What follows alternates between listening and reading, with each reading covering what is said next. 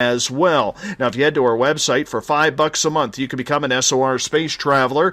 And as of right now, shop at our Spaced Out radio store. You can pick up some t-shirts, posters, stickers. We have the Encounter online with some great news stories of the strange, odd, and paranormal. My latest blog is up there as well. And if you've had an experience you can't explain, fill out an SOR Sightlines report. We also have great videos from Tim Doyle's UFO Seekers and Leslie Mitchell Clark's Contact TV. You know, as kids, I think we can all attest to playing the role of superhero after watching cartoons or reading our favorite comic books. Strength and power to stop even the most evil and corrupt villains. Sometimes it was with friends playing the role of the bad guy in a game of hide-and-go-seek. Whatever it was a lot of fun. But to many out there, they have taken the world of action figures to a whole new level.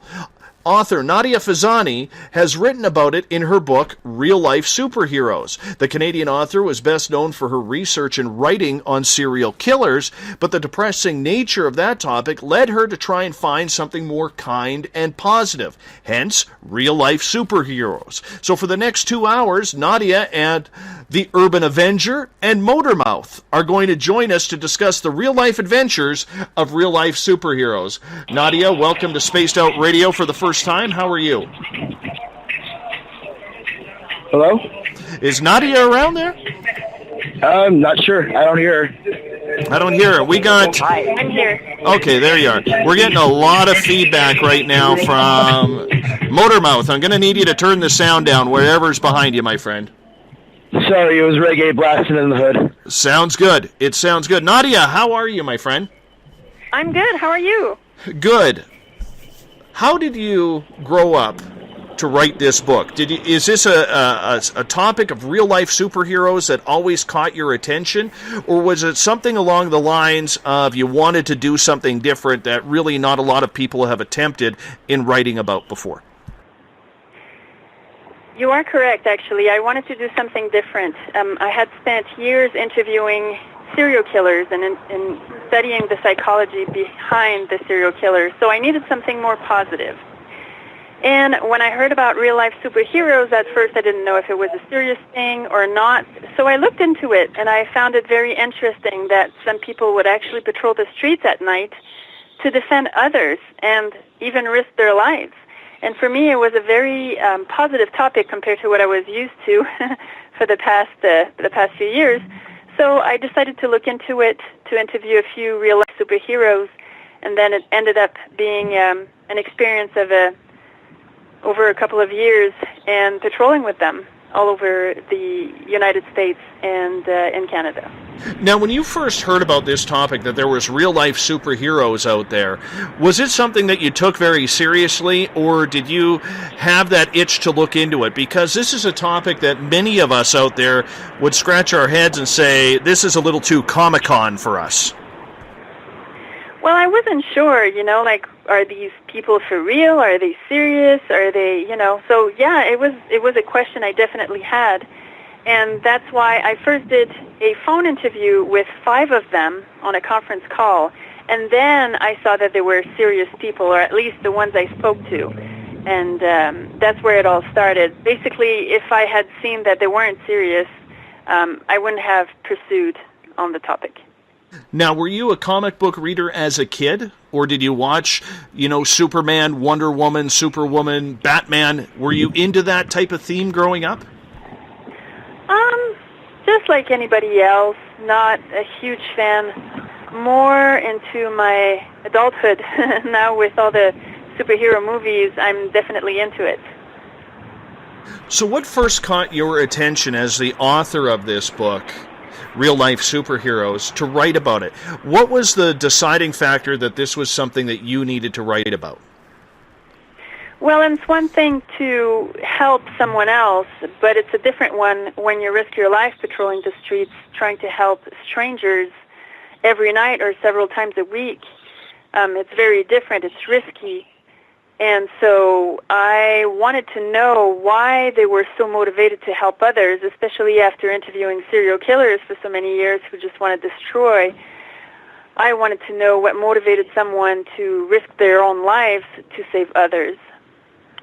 And when you started delving into this topic a little bit more, What results caught your attention or caught your eye? Most of them do it because they've either witnessed something that really traumatized them or hurt them, or they have been through some traumatic events. So just like the serial killer who will hurt people because they want to feel powerful, the superhero will help others to feel powerful as well. So, in other words, it's turning what happened poorly in their life that was traumatizing and trying to make sure that no one else has that happen to them again. Exactly. So while the serial killer will take control over someone's life by hurting them, the real-life superhero will take control over someone's life by helping them and saving them. Excellent. And at this time, what I'm going to do is I'm going to put Nadia on the back burner here for a couple of seconds. I want to bring in a couple of real-life superheroes that Nadia has written about in her book, Real-Life Superheroes, Urban Avenger and Motormouth. Urban Avenger, let's start with you here, my friend. How are you doing? And thank you so much for joining us on Spaced Out Radio tonight. I'm doing quite well, thank you. How are you? I am absolutely fantastic. I got to say, my friend, without trying to sound detrimental to this topic or anything, this is a very big one for me to swallow because I have a lot of people who listen to this show expecting weird and strange, but usually that's aliens or ghosts or some sort of cryptid running around the forest, not somebody wearing an outfit and becoming a real-life superhero. What happened in your life that you decided that this was something that you had to do? It's hard to really pinpoint one specific incident. I think this is kind of like my overall life experiences that kind of led me up to this point. I think it's just like a natural part of my own personal evolution to, become a superhero. Even when I was a little kid, I wanted to dress up as a superhero, and I would put a towel around my neck, and I'd walk up and down the street in my neighborhood. And I was like 7 or 8 years old, and I was doing this. And just over the years, I had that desire in the back of my mind to want to help people and to want to stand up to people. I was bullied a lot growing up. People would pick on me and punch me and stuff like that. And the Ninja Turtles were a big inspiration. I started taking martial arts lessons at about 10 or 11 because of the Ninja Turtles, and the desire to want to be able to stand up for myself and stand up for others who couldn't do it themselves. So, eventually, I saw Kick-Ass, and the character in the movie is like, why don't people dress up as superheroes and help other people? And I'm like, wow, yeah, why not? I had like an epiphany at that moment, and it just it changed my life. It really did. That one moment, I was in the movies, and my brain just exploded on the inside. All right. I've had things happen to me in the past before, sure, that I think ultimately helped lead me up to this point. We bring in Motormouth down. It sounds like you're on patrol right now. Actually, no, I'm just off work in my civilian life. So explain to us who Motormouth is and how you came up with Motormouth. We'll do the second part first. How did I come up with it? When I was a kid growing up, my mom and dad had me in Boy Scouts. I worked for Habitat for Humanity as early as 10 years old, helping build houses. I apologize if I sound out of breath. These hills in San Francisco aren't that easy. But no, did a lot of Good Samaritan type stuff via my parents when I was a kid growing up.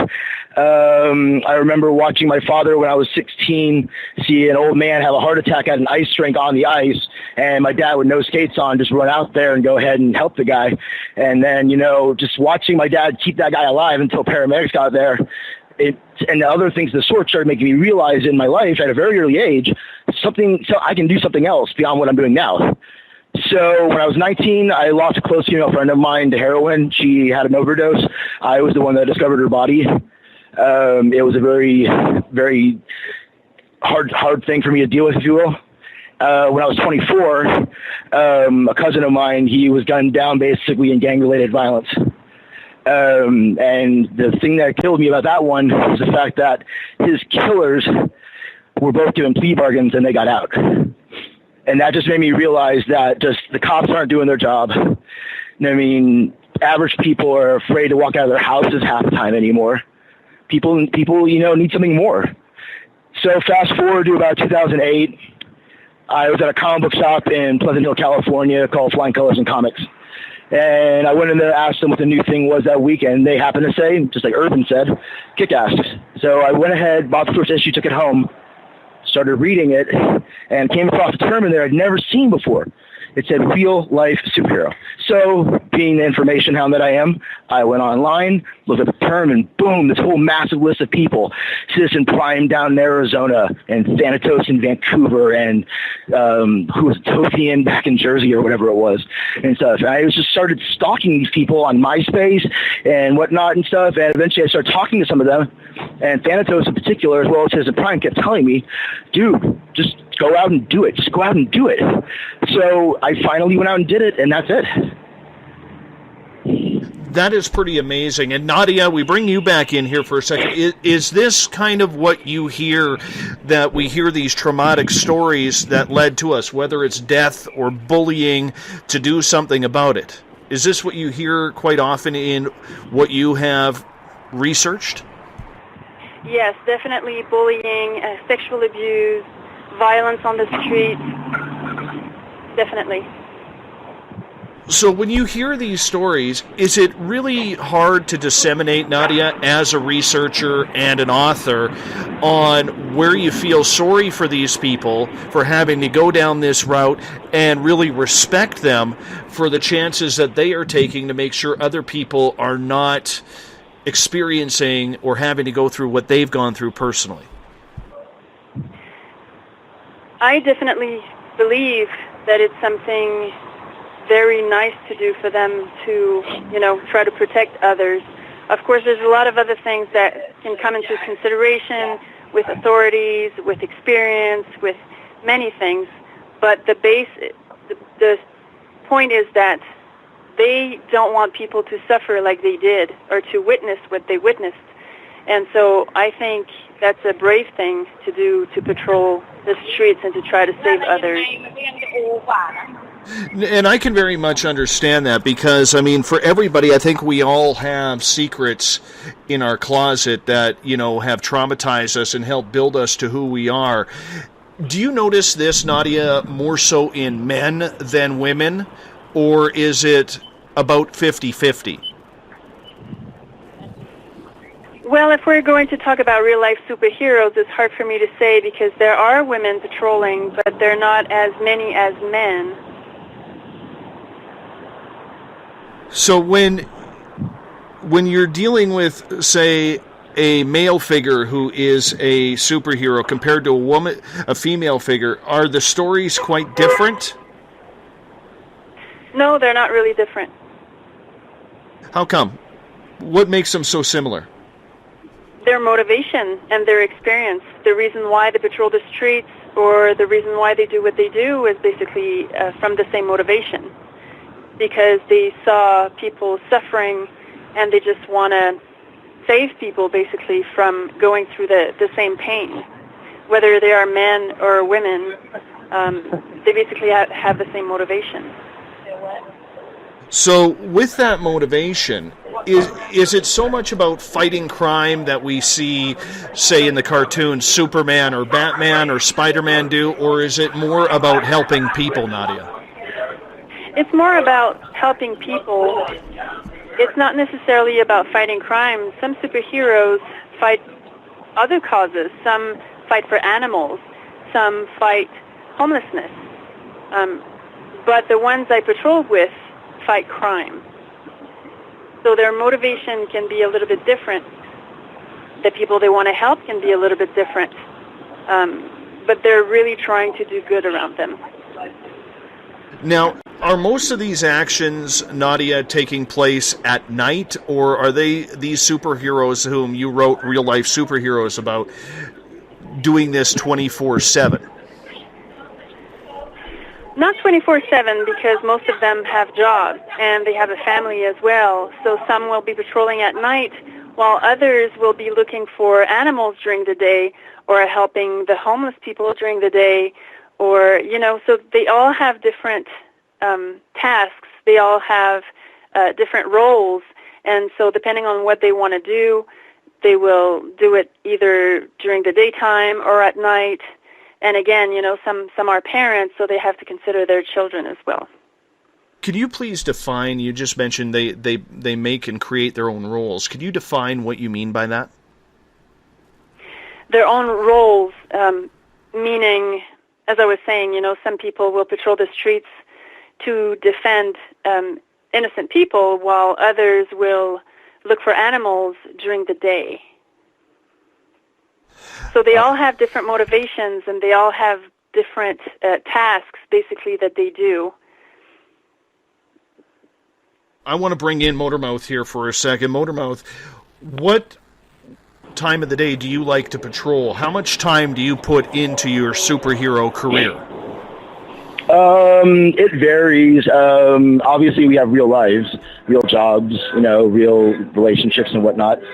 So, when I'm peaking, so to speak, and stuff, and I'm on a high and I'm doing really good for a while with people that I work with, usually I would say I would start a patrol, like, let's say in downtown San Francisco at like maybe 9 or 10 at night. And if we hit 11:30 when the subway trains here shut down and we decide we want to keep going, we'll go till sunrise. And how many days a week do you dedicate to this? Because that's a big commitment. Well, it wildly varies. It wildly varies. And mind you, going all the way to dawn and stuff, those are rare occasions. We usually do not do that. But when I'm on a streak, so to speak, and stuff, and I've got money in my pocket coming in from a decent job or whatnot in my civilian life, I don't know. I've had it to where there was a few weeks, a couple of years back and stuff, where I was patrolling up to 5 days in a week. And it was hard on me physically. But, usually average week, I would say 1 to 2 patrols a week, if not at least 1 to 2 every other week. And so basically on a minimalistic scale. Now, when you're patrolling, are you going out alone or are you with a team? Formerly with a team. A lot of individuals drop out and stuff. People that get interested in this, they usually lose interest very fast. So it's hard to keep numbers up, so to speak. I have a few mainstay folks that I've been working with for years, off and on. And I go out with them on the street and we do our thing. You never go alone though. Never go alone. It's all about the buddy system. You always have to have a backup. That way, if for some ungodly reason that you have some comic book scenario playing out, then, you go ahead and, one person goes and gets the cops while the other person stands and fights. I want to bring in the Urban Avenger now and ask you, how often are you doing this weekly? Well, like Motormouth said, you have your highs and your lows. I'm not sure how long he's been doing this, but I've been at this for about 7.5 years now. So, let's say at my peak, I was going out 5-6 days a week. My average over the years has been maybe 2 or 3 days during the week, usually on the weekends, maybe a Friday, Saturday, Sunday, or something like that. And I will start maybe at about 10 or 11 o'clock at night and go until about 3 or 4 o'clock in the morning, depending on how busy it is, depending on what I've got going on and the area I'm patrolling. Sometimes it's okay to cut out a little early, and sometimes you've got blood on your hands and you're filing police reports. So I'm curious, Urban Avenger, this is such a big commitment. You must not get a lot of personal life doing this. Yeah, that's a pretty fair assessment, but I mean, it depends on how much of a commitment you want to personally make to it. I'm not interested in having like a social life and going out and partying and clubbing and doing dumb things like that. So, aside from like my own personal hobbies, I don't really do much else besides work and, and take care of my family. So, I do have more time to be able to devote to being a superhero. That's definitely for sure. Nadia, I want to ask you a couple questions about this. Out of all the superheroes that you interviewed in regards to this, what is the biggest challenge that you found that most of these superheroes have? That's a good question. Some of them have children. Some of them have jobs. It's sometimes hard financially to get all the equipment needed, especially at the beginning. They need to have training in whatever they decide to do. But I haven't seen anyone who didn't do what they wanted to do because of any type of reason whatsoever. So anyone I saw, anyone I met with, they all went forward with what they wanted to do, no matter the cost. Does it take a toll on a lot of these people emotionally, financially, that you notice, Nadia? Well, financially, definitely. I mean, Phoenix Jones apparently had to ask for a loan to get his first real gear. Time-wise also, some of them patrol a lot, so it's time away from their family. But I haven't met with anyone who really had problems because of their patrols.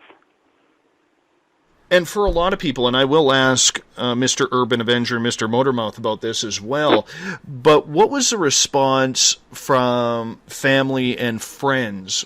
Because obviously keeping a secret like this is difficult at the best of times, but there are always people who find out. Nadia?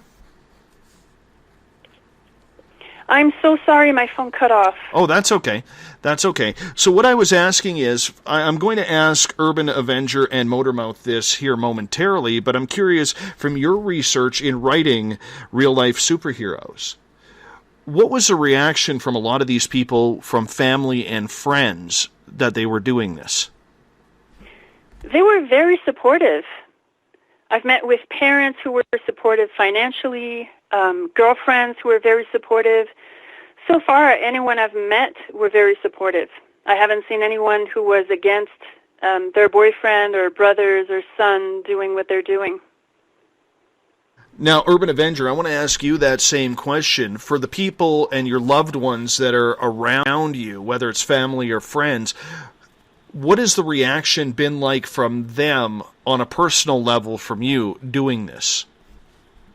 It's mostly been met with apprehension and opposition. My family was definitely not pleased to hear that I was going out and stopping muggers and people like that. And a lot of my friends, I don't want to say a lot because frankly a lot of people didn't know, but the friends who did know, they thought it was silly and it was stupid and I would just get bored with it. So I've never had what you could say a strong local support group when it came to this. And how hard is that for you to do that? How do you put your own strength, Urban Avenger, into having that lack of support? It's kind of, I feel disrespected, honestly, because it'd be nice if people could trust me that I know what I'm doing, that I'm not going to do something stupid, that I'm capable of handling myself. It's almost insulting, really, to think that I am going to go do something dumb, that I can't make a responsible choice out in the field, to not get myself killed, basically. And I want to bring in Motormouth here for a second on this same topic. How is the support from your family and friends, and how many of them actually know about what you do? Urban and I have talked. We're good friends in the community, each other, and we've talked many times about my situation. My situation is the polar opposite of his. Everybody pretty much in my life knows what I do. So my mom, my grandmother who passed away a couple of years ago, she died knowing what I do. My mom and my dad know. My dad is my personal Tony Stark. He's my personal shield, so to speak. He's the one that finances all my shit and stuff. My dad actually is the one who says, hey, should we buy these bulletproof steel plates right here and stuff to put in the back of the vest? That's my dad. So, I mean, my family supports my shit. My sister has gone on and bragged about it. My niece used my name to stand up to a bully at her elementary school, so, which is kind of cool. Just so, I don't think the kid knew who I was, but I guess it worked.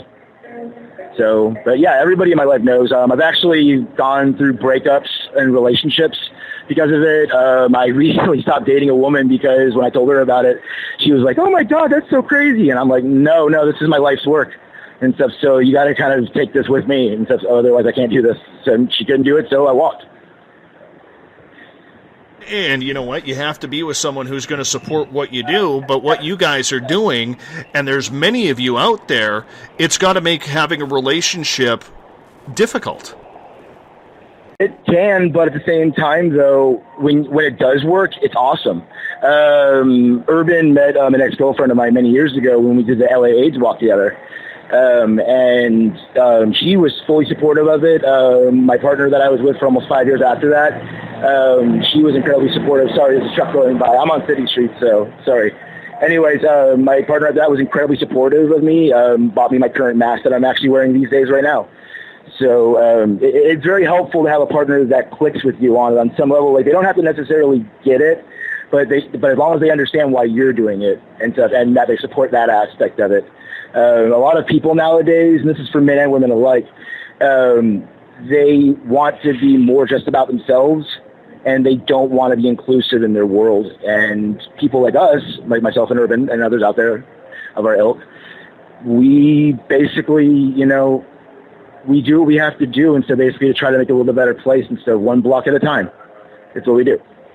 Nadia, I want to bring you back in here for a second because as Motormouth had just responded to everything, it can be difficult to have relationships with a partner, with family. Did you notice that there's a lot of people in this who are single because they don't want to drag someone into this? Or is this just another aspect, like some people play baseball or hockey, or go bowling for a hobby or play poker, and this is a hobby to a lot of people that is much the same? Well, I've noticed one superhero who says that it was a problem with his previous relationship. But then afterwards, he dated girls who only wanted to do the same thing he was doing, so they were patrolling together. Otherwise, I have met other superheroes who were married and in long-term relationships, and the other one knew what they were doing, and they were okay with it. Because I could sit here and say, or looking at it from an outsider's perspective, that with the amount of time between having a daytime career, between, moonlighting as a superhero, that living those separate lives could be difficult in having some sort of loving, caring relationship. Absolutely. I would definitely imagine so. So that's why, of course, I'm not going to give names, but there is a person I went to see in their house, and they had children, and of course they were a couple, and the couple patrolled together with other people. And someone was always there, of course, to babysit the children. So far, that's what I've seen. I mean, they don't all have children, but so far I've seen a woman who was so supportive that her husband wasn't working. She was paying for him to be able to patrol. And, that's basically what I've seen, like very supportive people. I've also met with one superhero whose girlfriend wasn't patrolling, but she was very supportive. Now, when you sit here and you write this book and you get this type of personal information, Nadia, how in-depth are you going to try and figure out the character or the minds of what would constitute to a lot of people as, vigilantism on the streets? Well, to me, these are two different questions. First of all, being a vigilante is something different than real-life superheroes, or at least most of them do. So they try to do everything legally, and that's why they're called superheroes and not vigilantes. But to respond to your question, I tried to go as deep as possible. So I've met with family members, girlfriends, boyfriends, husbands, children, people they've saved or helped. So I went as deep as possible, but of course, because of their secret names and secret lives, there's only so much I could tell in the book. So with those secret lives, how hard was it to get actual information that you could use? Because I'm sure, like Urban Avenger and Motormouth, they want to be hidden in a way as well, because what they are doing is dangerous. Yes, that is correct. So they have, of course, to protect themselves. But I've still met with Motormouth's mother and father. I went to their place, their beautiful home, and we talked together and everything.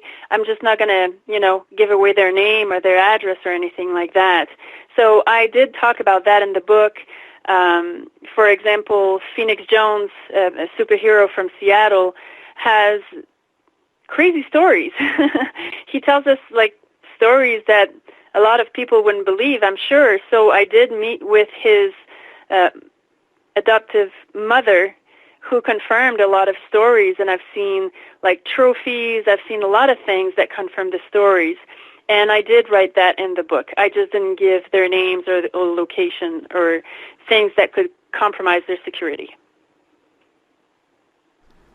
Motormouth, I want to bring you in here for a second, because a lot of people would say that what you are doing is being a vigilante in a costume. How do you respond to that? That's actually partially true. That is partially true. So the way I like to look at it is we are doing what's called legalized vigilantism. The difference between legalized vigilantism and illegal vigilantism, which is a stereotypical vigilantism, is 120% taking the law into their own hands instead of ignoring whatever penal codes or whatever's out there and stuff, and doing whatever they feel that they need to do, say Marvel Comics Punisher style, if you will, so to speak. What we do on the flip side is we do the best of our ability to stay within the legal parameters of whatever city, state, or country we're operating at the time. And so that way, basically, if anything, first and foremost, we are extra eyes and ears for the police, because there's a lot of shit that we see, at least for me here in the Bay Area. I know that I can't go after somebody to perform a citizen's arrest unless I see a felony happening in front of me. So if I see a misdemeanor and stuff, or something that's a petty crime happening, I can't do anything about it. But on the flip side, I can go ahead and always call the cops. So when you're out there on patrol, do the police know that you are out there? If you mean in the sense of how a bounty hunter has to announce that they're going to be operating in a city before they start doing it, no. In a realistic sense, whenever I'm out with people, Urban knows this about me, if I see police go by, I'll tell everybody to make sure they wave and stuff. That way, it's your way of saying, hi, I know you're here, now you know I'm here. So that way there's no, there's a bunch of dudes wearing masks with heavy armor on and stuff. Maybe they're going to go try to rob that bank or something and stuff, or do something of the sort. So I'm going to cut you off right there, because you bring up a couple of interesting points. What is the police reaction to what you do? It varies from city to city, and it also varies even then from officer to officer. I've had minor altercations with police verbally and stuff on multiple occasions and stuff. I've had drunk police officers here in San Francisco for the SFPD, right next to the Stinking Rose. I forget the name of the bar, but there was 6 of them, and they were giving us crap and stuff, asking us where the Star Wars convention was and a bunch of other stupid shit. And I went ahead, ran my mouth as I always do, and I ended up saying, we're out here doing your job. And stuff, and They started barking back at us, and we went ahead and we kept walking. Our guy who was in the tail end and stuff, it was his first night out. The cops went ahead and called him over. He was afraid, so he went over and talked to them for a while. He got so spooked and stuff, he demanded the remainder of the patrol that we take him back to his vehicle. How many in your crew run with you? These days, just 3. I've only got 3 these days, but at my peak, I had 16 and stuff, and I was captaining over that group. We were spread at our peak. We were spread throughout the entire Bay Area. We had people even in the suburbs, which was really nice. But times are hard. People, move on with things. People have kids. People change jobs. People move. But, it's nice to have a steady stable of people that, you can depend on. Some of the people that I have now in my circuit are new, 2 of them in particular. One of the other ones and stuff, he is my longtime right-hand man, Mutinous Angel. We've been working together for years now and stuff. He was the first real-life superhero I ever worked with, and same for myself to him. And we've been partners ever since in a very, Luke Cage, Iron Fist kind of way, if you will. So how important is it to have that Batman and Robin type of partnership where there's respect and, I guess more importantly, trust that you have each other's back? Well, first off, I don't think of it as a Batman and Robin perspective. I think of it more as a Superman-Batman perspective because there is no sidekicks. Everybody's an equal, men and women alike, all genders, all types, all backgrounds, doesn't matter. Everybody's equal out there and stuff. But once you put on a mask and stuff, basically and stuff, you're all the same. It doesn't matter. But going away from that, sorry, real talk. I've had a lot of concussions over the years, so I have really bad memory issues. So if you could go ahead and tell me right now into basically what the question was again. Just in regards to having that trust of your partners. Yeah, you have to have that trust and so basically to where someone's going to take your back. It's almost like kind of like a band of brothers of sorts to where people are almost like family. I try to treat my team like family personally. In the past, we've had barbecues. We've gone to the movies together. We've done things outside of patrolling, not just going on the street and looking for things to get into.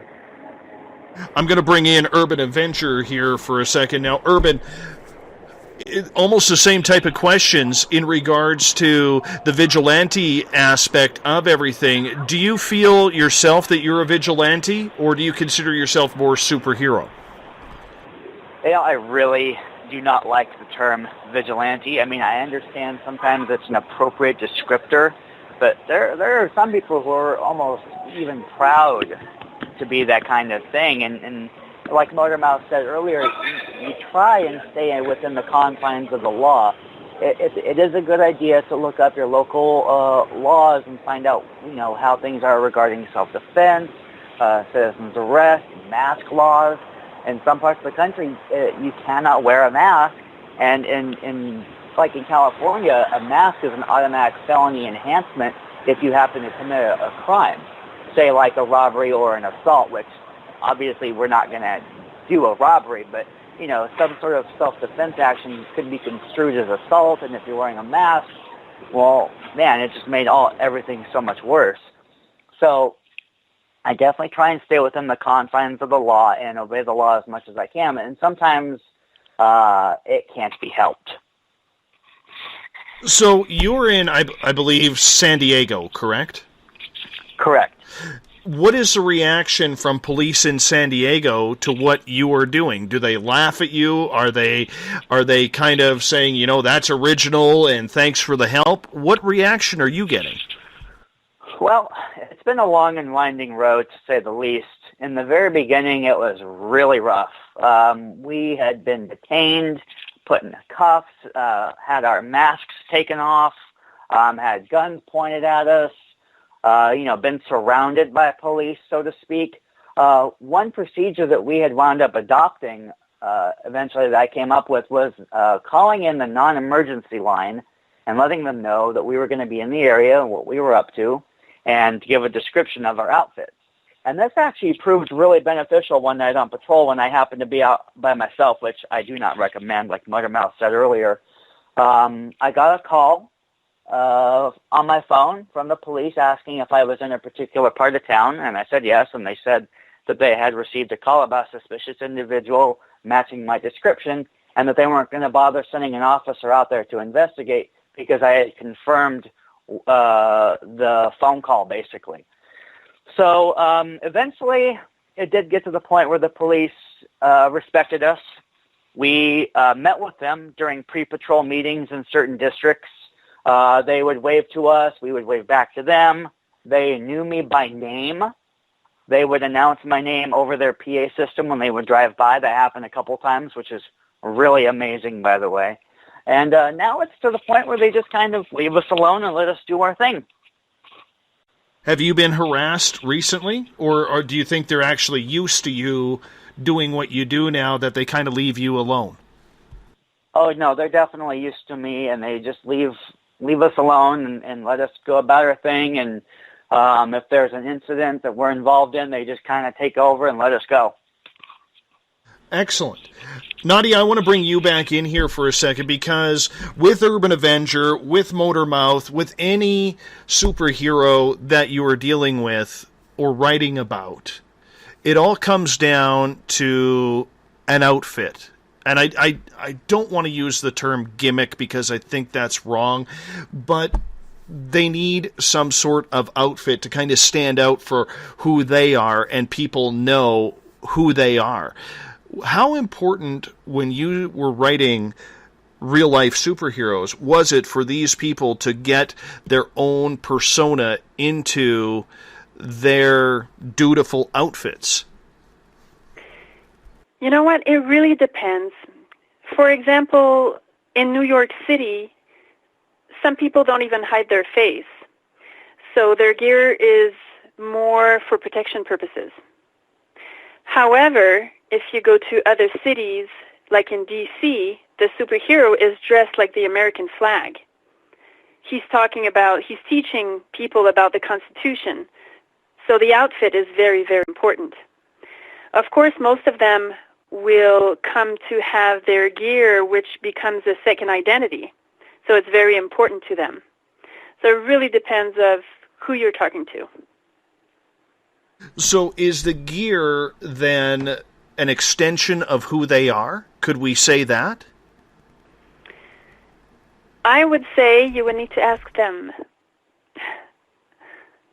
When you were looking at the outfits, interviewing these people for the book, what caught your attention about their uniforms that they wear?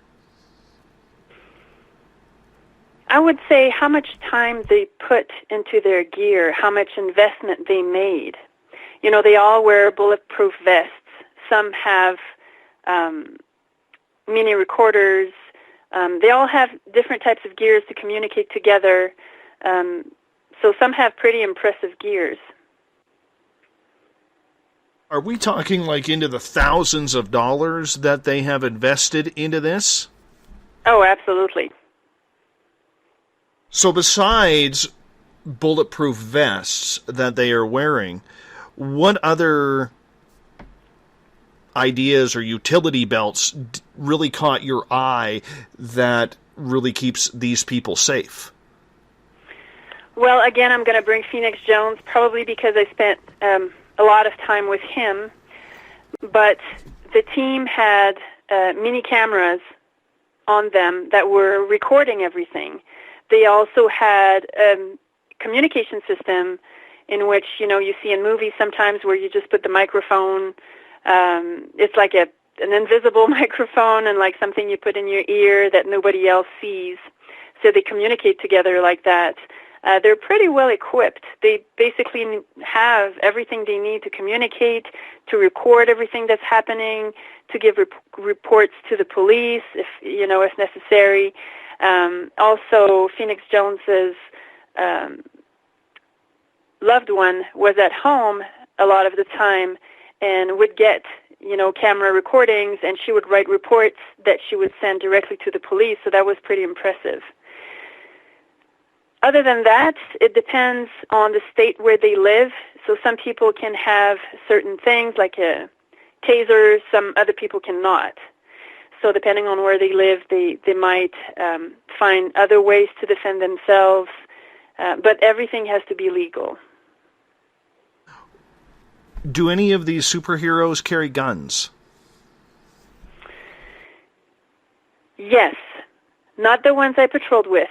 But there was one that I knew of, and maybe a second, that were carrying guns. And how did you feel about writing it? Because the way you answered that question was there was some reservation there. Yeah, I did not patrol with them, so there's, I don't know much about them, but one got into an event that basically got him into prison. So I don't know the story exactly, but he got into a fight with someone. I'm sure the other guys would know the story better than I do. I know that story. Yeah, I remember that one as well, yeah. Would one of you like to explain what happened there? May I? I can say, yeah, go ahead. Oh, okay, yeah. So these guys were up in Michigan, and one of them carried around a shotgun with him, and they were out on patrol once, I guess, near some kind of trailer home or a motorhome park, something like that, and one of them approached a guy who was being really loud with his motorcycle late at night, revving it and just being really obnoxious. And I'm not 100% sure on the details, but basically what happened was he brought out the shotgun because, pulling a gun on someone is a perfectly acceptable way to deal with a noise complaint, which that's sarcasm, by the way. And there was a scuffle and a struggle, and the gun wound up going off and being fired into someone's motorhome. And thankfully, thank God no one was hurt. But yeah, he wound up being arrested, and he also happened to be wearing a mask at the time and body armor. So we're talking like the trifecta here of criminal negligence here, and wound up getting a felony on his record and spending a couple of years on probation as a result of that. Oh, goodness. So, I mean, how do you keep this from going to your head then, Urban Avenger? Because you literally live the lives of two separate people. Yeah. I'm not exactly sure what you mean by it going to my head. Maybe in terms of ego? In terms of ego, yes. I've seen this lifestyle definitely affect people in a way where they become completely arrogant and egotistical, and they're almost unbearable to deal with, basically, because it gets so far into their head that they develop this hero complex, that they're so high and mighty that they're going out and they're doing the righteous thing. And all I gotta say is the whole time I've been doing this, you gotta stay humble. You gotta stay real down to earth and just humble, basically, and realize that, you're doing this because you want to. You're not doing this because you have to or because someone asked you to. So all I can really say is just keep a level head and just realize that, any day now that this could end for whatever reason. Excellent. And we only have about a minute and a half left here, but Motormouth, I'd like you to end the segment in regards to that. How do you stay humble? How do you make sure that your ego doesn't take over? I can barely hear you, by the way, just so you know. But if you can hear me. So when I first started out, I was pretty humble about it, but then slowly but steadily the ego did creep in for a little while. I lost some teammates over it. But then talking with friends like Urban and others of the same, they kind of helped me figure my way. And in the end, you just got to realize that what you're doing is an extension of yourself. I mean, it's you projecting the most positive aspects of who you are, at least in your point of view, onto the world. And just thinking about the fact that you're going out and actually helping people and you're doing all this and stuff, you don't get a big head about it in the long run. You really don't. Because at the end of the day, you're just doing the right thing. Is it something you see doing as long-term? Oh, hell yeah. Totally. Notice how I jumped to that answer, too. I plan on doing the whole Batman Beyond friggin' like old man Bruce Wayne kind of bit. I want to pass my mantle on at some point to somebody. I really want to, because I know I'm not going to physically be able to do this forever. Mm-hmm. Well, you know what? It is a tough job. How about you, Urban Avenger? Do you see this as a lifelong run here? Yeah, like Motormouth said, I'd like to do this for as long as I am physically capable of doing this. I'm going on almost 8 years now. I'd like to maybe do it for another 8 years if that's possible. I'm in my 30s, so I think I've got my health ahead of me, and maybe eventually I could pass it on. I don't know who. I mean, that would take a lot of trust to be able to, pass cancel my persona to someone else and have them take over. All right, guys, I'm going to get you to hold on. We are joined on Spaced Out Radio tonight by Nadia Fezzani, Urban Avenger, and Motormouth. Real-life superheroes is the topic tonight. You can go to any major bookstore or online to get Nadia's book, Real-Life Superheroes. This is an interesting read. I really hope, audience, that you take the time to check this one out, because this is true stories of people out there fighting crime on a nightly basis all around North America and the world. We'll be right back with more Spaced Out Radio right after this. Hey, space travelers, it's Joe Roop, your host of Spaced Out Saturdays. Come join me as we explore the realms of the paranormal, the esoteric, and everything in between every Saturday night at 9 p.m. Pacific, midnight Eastern. You know the truth is out there. Don't get caught sleepwalking. Come join Spaced Out Saturdays. That's every Saturday night, 9 p.m. Pacific, midnight Eastern, right here on SpacedOutRadio.com. Psychic Sundays, spiritual communication, ET contact, Sasquatch in your backyard. We will have it all on Cosmic Passport with me, Elizabeth Anglin. Each Sunday, starting at 9 p.m. Pacific, midnight Eastern, at SpacedOutRadio.com, I will take you on a journey of enlightenment. The goal is learning from the soul on out. We'd love it if you joined our experience. Cosmic Passport, heard Sundays at SpacedOutRadio.com. 365 days a year, we're in the field, investigating UFO sightings, talking to alien abductees, and visiting secret military locations like Area 51. We're UFO Seekers, official partner of Spaced Out Radio. Follow our daily search for the truth at ufoseekers.com or like us on social media. Catch us on Spaced Out Radio every third Monday of the month as we discuss Area 51, UFOs, and more. And also, don't forget to subscribe to us on YouTube.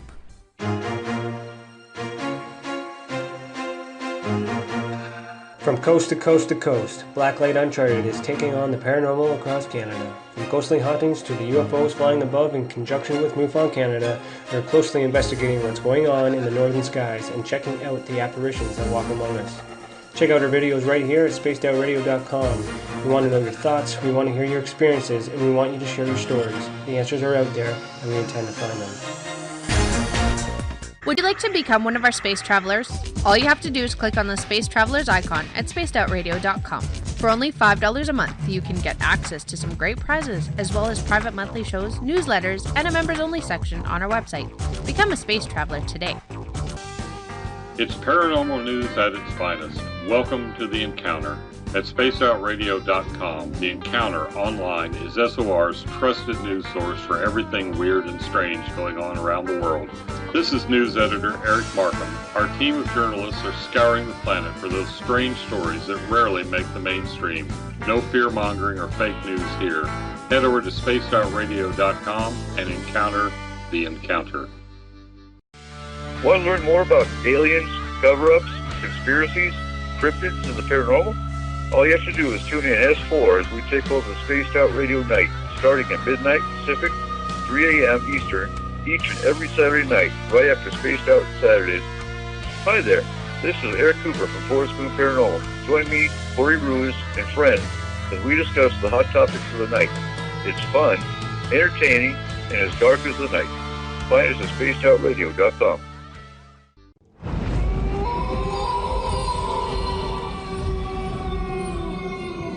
Hey, this is Canadian Paranormal Investigator Mike Moore. The third Wednesday of every month, I'll be teaming up with Dave Scott to bring you Ghosts of the Great White North. Each month, we will bring on guests from across Canada to discuss their ghostly encounters. Canada is a paranormal hotbed with stories you've never heard, so we're going to bring them to you. So get comfy on your Chesterfield, grab a donut, and join us, eh?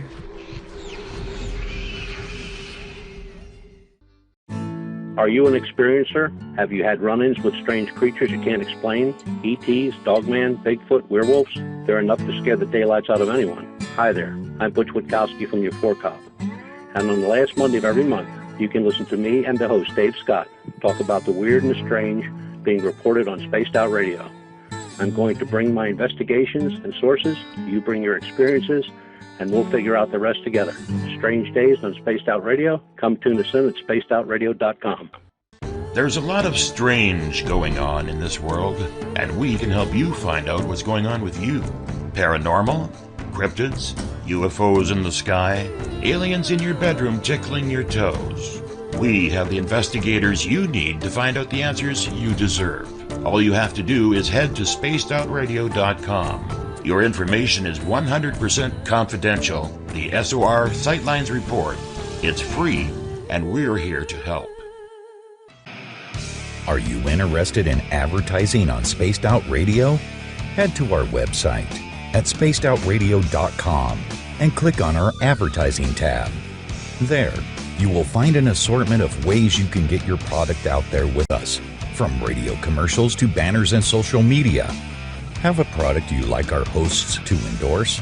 We can do that too. Visit spacedoutradio.com for more details. Don't have time to listen to Spaced Out Radio live? Wherever you are, the car, the office, the shower, or even if you're traveling, we're right here for you. Each Spaced Out Radio show can be found on iTunes, TuneIn, and on our YouTube channel, Spaced Out Radio Show. It's the perfect way for you to catch up on our shows. For more information, just head over to our website, spacedoutradio.com, and tune in to us today. Do you want to know what's really going on in your world? Do you have questions about who you can trust in the mainstream media? Then look no further than the Rebel Planet. Come get the straight answers right here at spacedoutradio.com. Join me, Jamie Sexton, creator of Rebel Planet News, as I fill you in on the stories behind the stories. All you truth seekers, be sure to tune in to Rebel Planet on spacedoutradio.com the third Thursday of every month.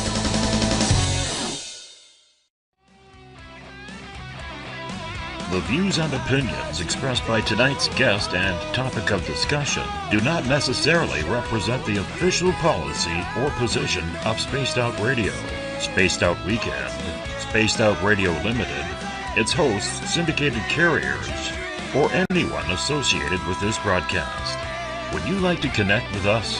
Head to spacedoutradio.com for all your latest show info. And hit us up on Twitter using the hashtag SpacedOutRadio. Now, back to Dave Scott and SOR. Welcome back to the second hour of Spaced Out Radio tonight. I am your host, Dave Scott. Great to have you with us. Tomorrow night on the program, we are efforting to get John Tenney back in the house, the Paranormal Weirdo, 9 p.m. Pacific, midnight Eastern Time at spacedoutradio.com. We want to welcome in everyone listening in on WQEE 99 Rock the Key down in Noonan, Georgia, home of The Walking Dead.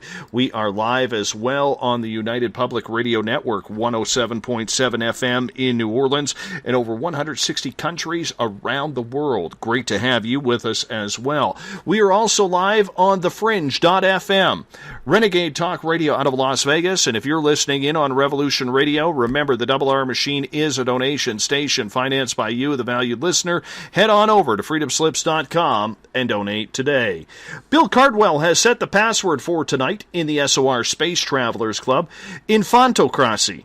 Infantocracy is your password. Make sure you use it wisely, Space Travelers, as Bill sets a password each and every night right here on the mighty SOR. Now, if you want to follow us on social media, you could do so on Twitter at Spaced Out Radio. Use the hashtag Spaced Out Radio if you want to connect live with us during the show as well. Give our Facebook page a like, Spaced Out Radio Show. You can follow us on Instagram, Dave Scott SOR.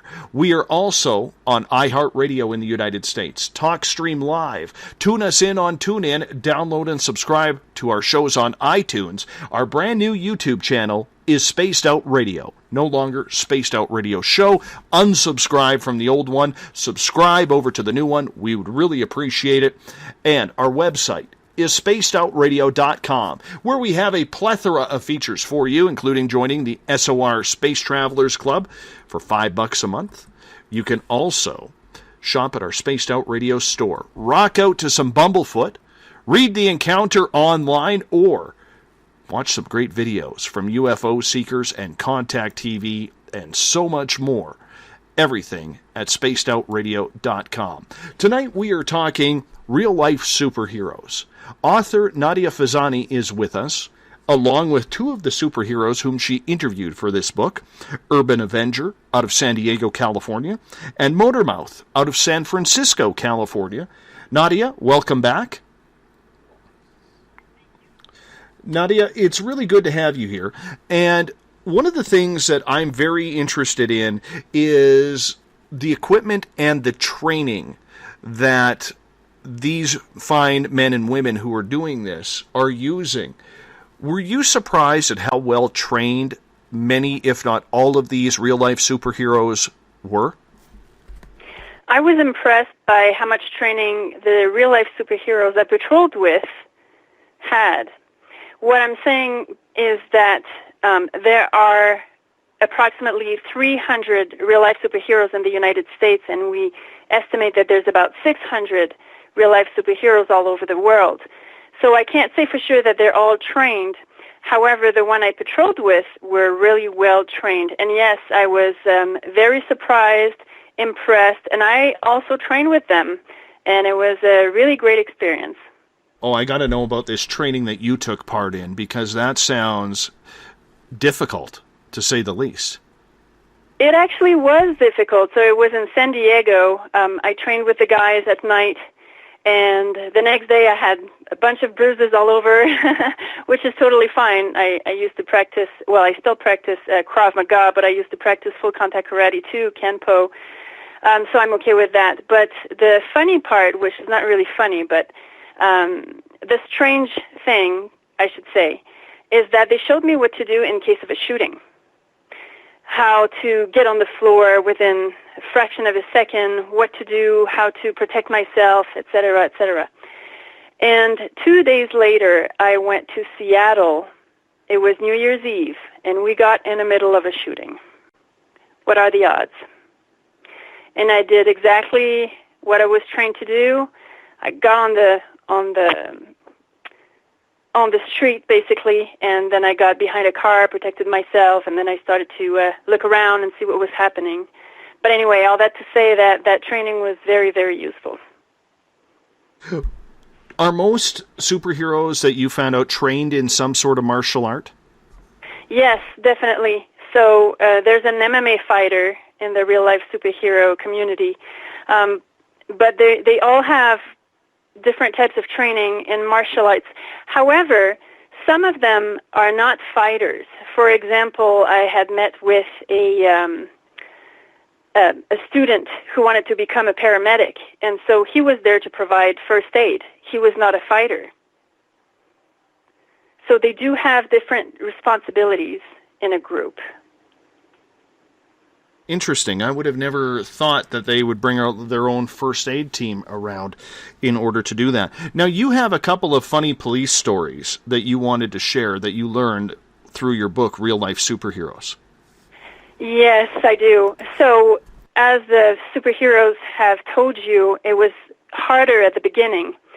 But then at some point, in many cities, police officers got familiar with them and, got even friendly with some of them. So when I was in Salt Lake City patrolling with the superheroes, 2 police officers stopped us. And I say us because I was wearing a gear as well. But of course I was not a real-life superhero. Anyway, so they stopped us and they said, "Hey guys, can we take a picture with you?" So they said, "Of course."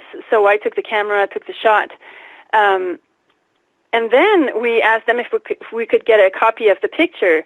And they said, sure, no problem. And they gave me their business cards. And so the next day when I contacted them, they said, "I'm sorry, we can't." So they were told that they could not give us the picture, which is fine. But they still really much enjoyed taking a picture with the real-life superheroes. Now, the second story was with Phoenix Jones in Seattle. We went into a building to meet with a director of the Seattle Police Department. I can't remember exactly what type of director it was, but we went there. He was waiting for Phoenix Jones. I was there with my gear on as well. And people were asking Phoenix Jones to take pictures with him, whether there were police officers or not. And then one guy started laughing when he saw Phoenix Jones, and he said, hey, come here, follow me. And so we followed him, and we got into an office. Someone was sitting at the desk, And then he was surprised to see Phoenix Jones. And then when we looked at the bookshelf, there was a picture of Phoenix Jones's team. And one of the teammates had his face cut off, and instead it was the picture of the guy who was sitting at that desk. So they're having fun with it. They're accepting of it. Yes, enough for someone who works for the police department to put his picture with the Phoenix Jones's team. So that was pretty funny. Now, I do have to ask, because a couple of times you mentioned that you put on gear to go out on patrol. What was that like for you? Describe your outfit. My outfit was very boring. It was all black. I had a bulletproof vest. I had a red mask to cover my eyes and just red fabric to cover my mouth. So what happened is that Phoenix Jones said, if you're going to patrol with us, I want you to feel the way we feel. You know, in the sense that as a journalist following them, if they get attacked, I'm probably not going to be attacked, right? Because people can see that I'm a different person. So he said, if you wear a gear just like we do, you're going to be treated the way we are being treated. And I said, hey, I'm cool with that. So I got the gear on, and it was very powerful. It was strange. It felt like because I had a gear on, I had to be like them. I had to be the best of myself. If something happened, I also had to intervene and protect whoever needed support. So it was very interesting and a lot of fun. That makes up my next question for you then, because you said it empowered you. What was the response as you walked down the streets of Seattle on patrol with Phoenix Jones and his crew? What was the response from the public that you received over this? How were you taken? Well, because Phoenix Jones is the one who's the most known in the group, he was mainly the one who was being either verbally attacked or who was being followed by girls to take a picture with him and everything. But I got to tell you, having that gear on made me feel like I had to be alert and everything, and it seemed like I could hear everything around me. I could see everything around me. And I promise you I'm not crazy. But it really felt powerful. It felt like I had to be the best of myself and be alert, like I'm not usually, like not that alert for sure. Were you carrying any weapons for protection yourself? No, I was not. Wow. I don't even know how to respond to that, because I don't know if I would have the guts to do that. I mean, I don't know what they would call me here in Canada. Alien guy? Tim Hortons guy? You know? Moose man? I really don't know. I mean, you're Canadian. Help me out with this. What would they call us? I'd say yes to Tim Hortons, that's for sure. Yes. Now you're making me feel bad for having an ice cap earlier today and gaining to my waistline. I want to bring in Urban Avenger here for a minute here in regards to this, because a lot of people, in reading the comments in the chat rooms here, they're concerned about your safety. Are you concerned about your safety when you go out there? Yeah, definitely. And I have been injured in the past before, dealing with altercations. I've been punched, I've been kicked. Thankfully, I've never been stabbed or shot, but I do have the appropriate body armor just in case. But safety is definitely a concern. Body armor helps. Armor helps. Not just like a level 3 ballistic vest or anything like that, but elbow pads, knee pads. I've been pushed and I've had to grab a hold of people and fallen, and if it wasn't for like my elbow and knee pads, I probably would have broke my arm or something. But yeah, there's definitely a personal risk when you go out there.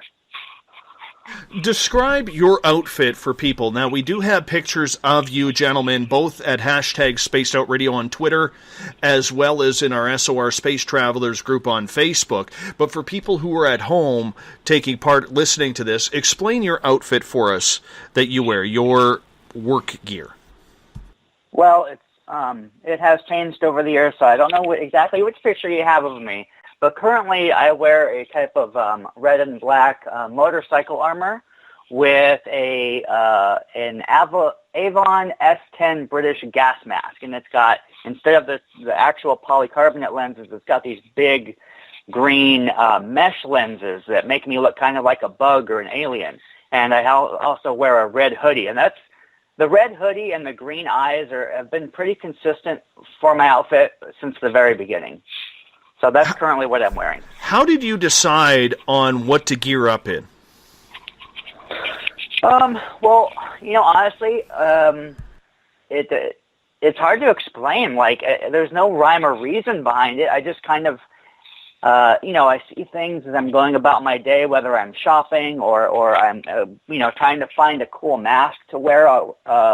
If I'm shopping on the internet, and it has to strike me, but it has to also be functional. It can't interfere with my breathing or my visibility. And it also should provide some kind of protection.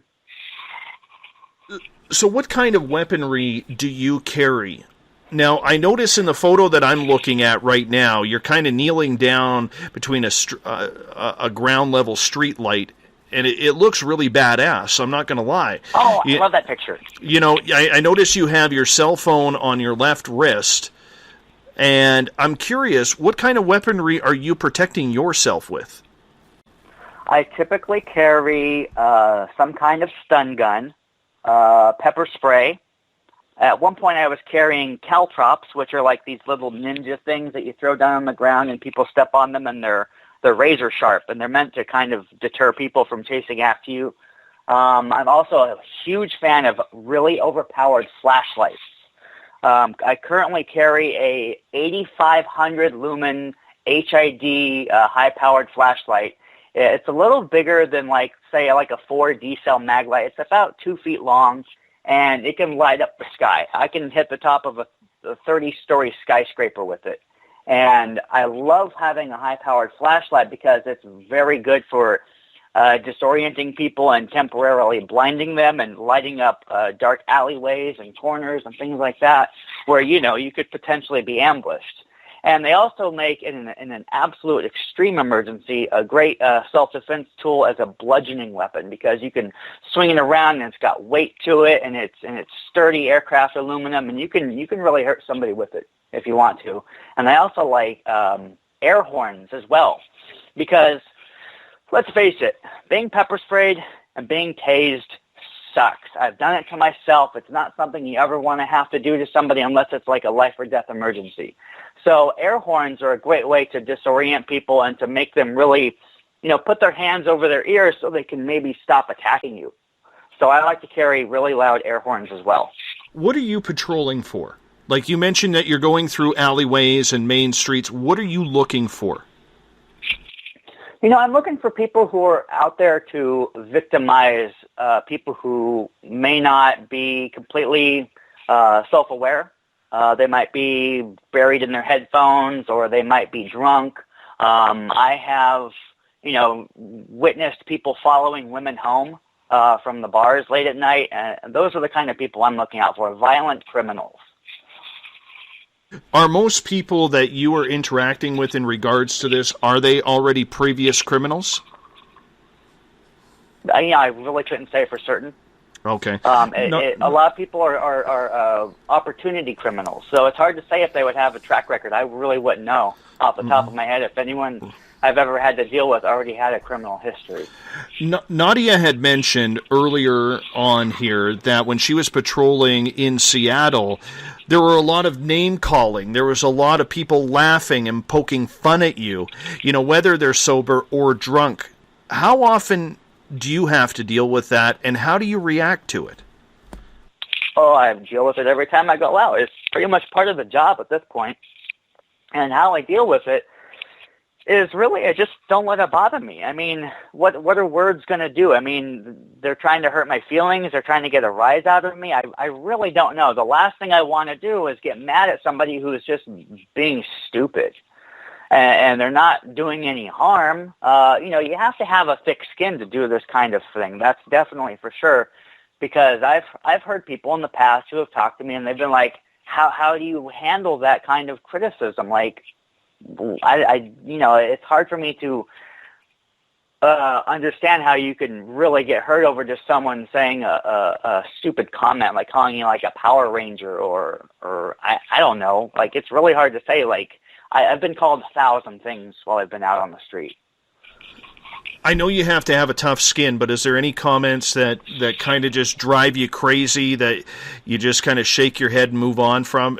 And I'm assuming it probably comes from, drunk guy getting thrown out of the bar or something along those lines. You know how often I've been accused of being a cop? And that bothers you? you? That really bugs the hell out of me. Like, look at that picture that you described earlier and ask yourself, does that look like a cop? No, it looks pretty cool, to be absolutely honest. I never thought that being called a police officer would be insulting to you, though. It's not that it's insulting. It's like, where do you possibly get that from? Like, I've been called Power Ranger. I've been called Deadpool. Iron Man. I've been called all kinds of weird superhero names, and that's cool. Because at least people get the idea of what I'm trying to, portray here. But I've been asked if I was a cop a lot of times, and it really blows my mind how somebody can come to that kind of conclusion.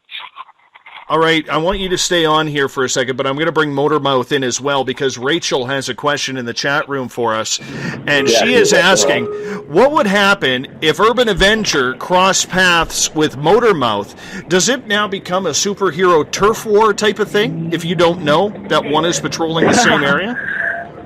No, it doesn't become a turf war kind of thing. If anything, it becomes more like a Saturday morning team-up kind of thing.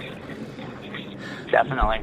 Do you guys happen to know what somebody crosses into your turf that's also a superhero? We've actually worked, him and I have actually worked together on multiple occasions, actually.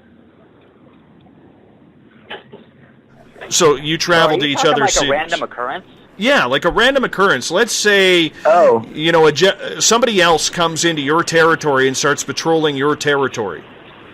Well, first off, number one, it's not like the movie The Warriors where everything's carved up and people got their names stamped down on corners. It's nothing like that. It's just the fact that, everybody knows, like for me, if I'm going to another city, I usually try to let somebody know in advance, saying like, hey, I'm coming up here for whatever, blah, blah, blah reason. I'm going to be operating in your area. If you want to team up, we can. If you don't have the time and stuff, just to let you know I'm out here. And so if I need your backup, I'll call you. All right. I've encountered other people before. I wouldn't necessarily call them superheroes, but I ran across Batman once. There was a guy dressed as Batman, and I've had a few Wolverines. Yeah, so you just start talking to them, and maybe you'll either hang out for a little while, or maybe you trade information, and who knows. But I can't say I've ever really met a random superhero I wasn't already aware of. Excellent. Yeah, ditto. Motormouth, I want to talk to you for just a couple of seconds here.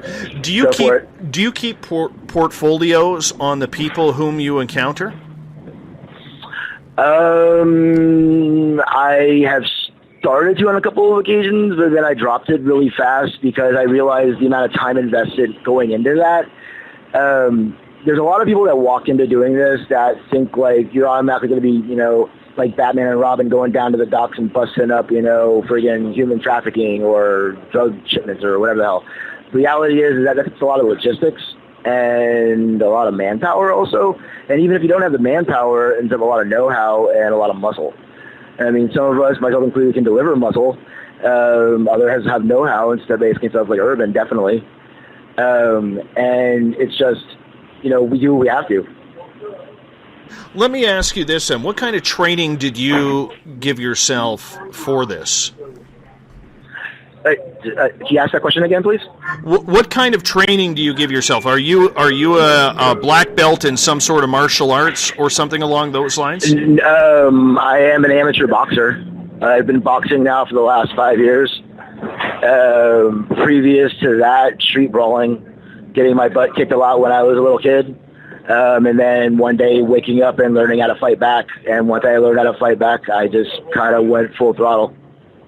So I never looked back. So I'm going to ask you the same question that I asked Urban Avenger. There's a lot of people out there who don't know what you do. They're making fun of you on a daily basis. Yeah. How do you let that run off your shoulder? I don't. Can I curse on here or no? We're on terrestrial radio. Yeah. Okay, so no. So no cursing. I just don't give a crap. I don't give a crap. I don't. It's out of mind, out of sight. I mean, if I don't think about it, it doesn't hurt me. I mean, besides, this is words. I mean, you're taught when you're a child and stuff that words don't mean squat. I mean, words don't hurt you. I mean, and stuff basically. So they can think what they want and stuff basically. And stuff. If we're out there going ahead and doing what we're doing and we're helping people out, then at the end of the day, as long as we know that we're doing something for a positive and not just doing it for ourselves, then that's all that matters at the end of the day. So those people can go screw off. Tell us about your superhero outfit and gear. What do you use? Currently, I am in between. You're going to laugh. I use the Stark Stout lingo. I'm in between my Mark 5 and my Mark 6, meaning I'm in between outfits right now. So I'm currently right now building a new belt. What do you put in your belt? Got to have a first aid pouch, basic for people that are non-medical trained.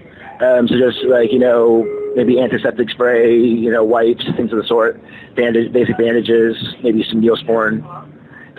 Some other guys carry, myself in the past as well, heavier medic packs. I'm CPR AED trained, so I mean I've done full medical before for myself in my training in the past.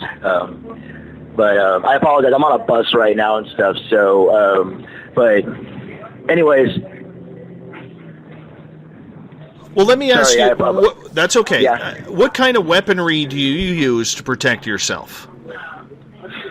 Myself, I formerly used to use brass knuckles, which are basically rubberized brass knuckles that have diodes at the top and stuff where the shocker comes out, and those are a little over 1 million volts when I used to use those. I had those confiscated by the Oakland Police Department during the Oscar Grant riots. Never got those back. And now they're actually illegal to have in California. I currently use double trouble stun guns, which has 2 different exterior points of contact. So that way you can go ahead and make sure you're going to get your target no matter what, and stuff that's hand-to-hand. I also use different various forms of OC Chem spray, a.k.a. pepper spray, multiple handcuffs, if I'm out of state, retractable baton, so this sort. Now, if you're counting at home, pepper spray is about 5.6 million Scoville units. That's one thing I learned because I'm a hot sauce kind of guy. So you can't.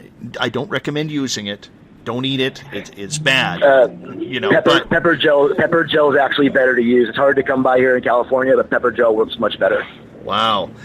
Thank you. Nadia, I want to bring you back in here for a second because both gentlemen mentioned that, there is a lot of harassment that goes in on the streets.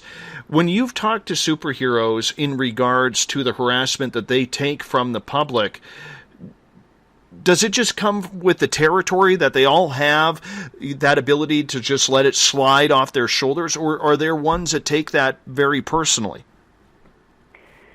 Unfortunately, it seems like all of them have to go through the same type of events.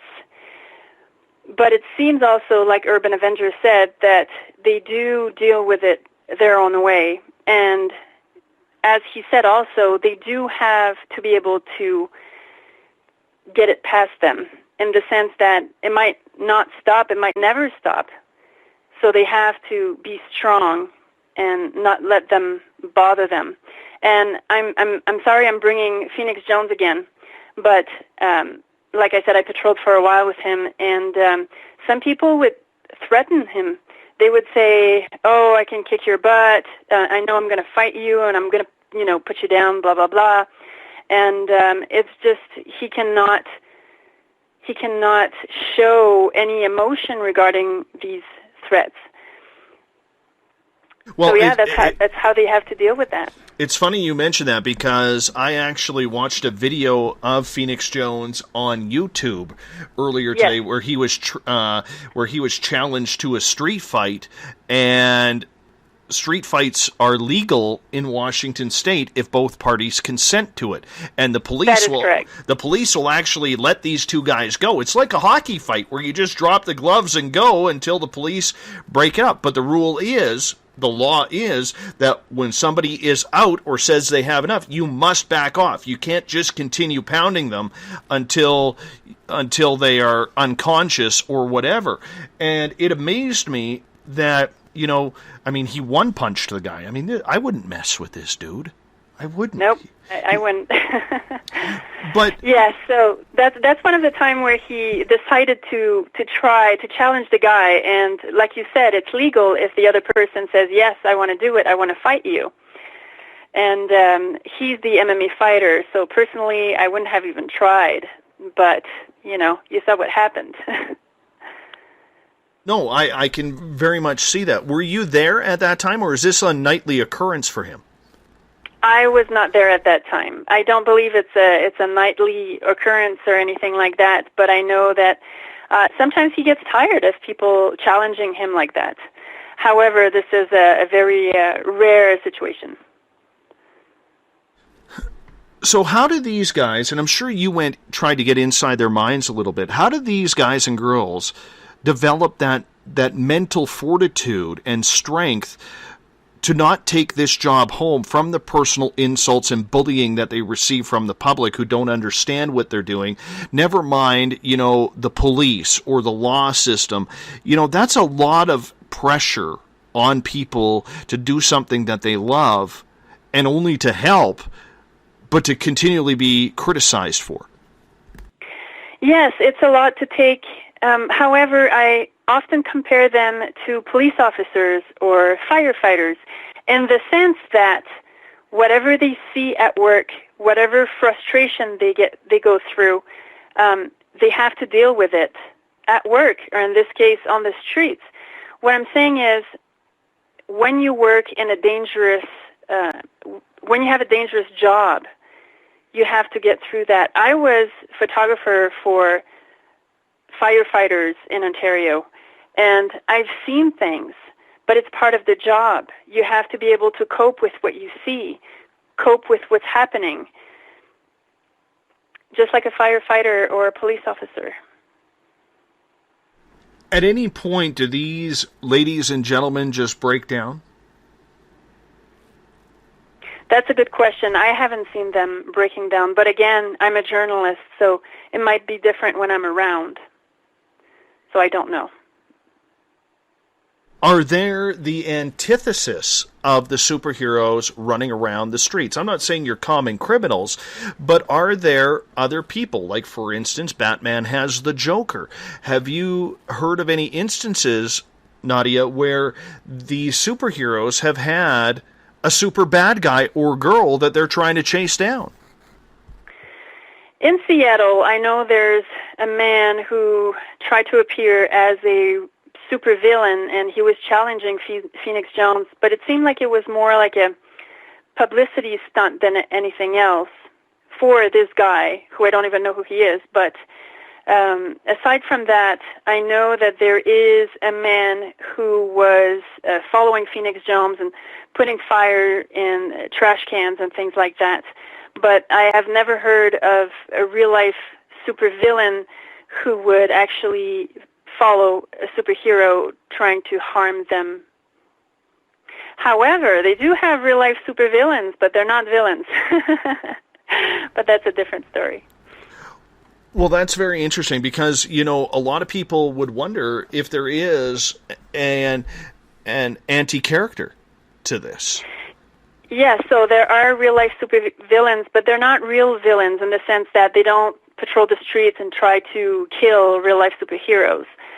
What most of them do is they stay behind the computer and see what the real-life superheroes do, and if the real-life superheroes do something that they shouldn't be doing, the supervillains will make sure that it's all over the Internet. So at the beginning, when I started to be on Facebook and contact, you know, real-life superheroes and chat with them and all that, some of them would do things that they would not be supposed to be doing, just like a vigilante, like we talked at the beginning. And so real-life supervillains showed up, were behind their computers, and in reality, they were there because they didn't like the idea of real-life superheroes. They thought they were crazy people, et cetera, et cetera. So they stayed behind the computer and were trying to just make them look like bad people. However, they got to know some superheroes who are real, who are really doing what Urban Avenger and Motormouth are doing, patrolling the streets and helping people. And that's when the supervillains saw that there's actually good people out there helping others. And what they were doing afterwards was basically denouncing people who call themselves real-life superheroes, but who are not real-life superheroes.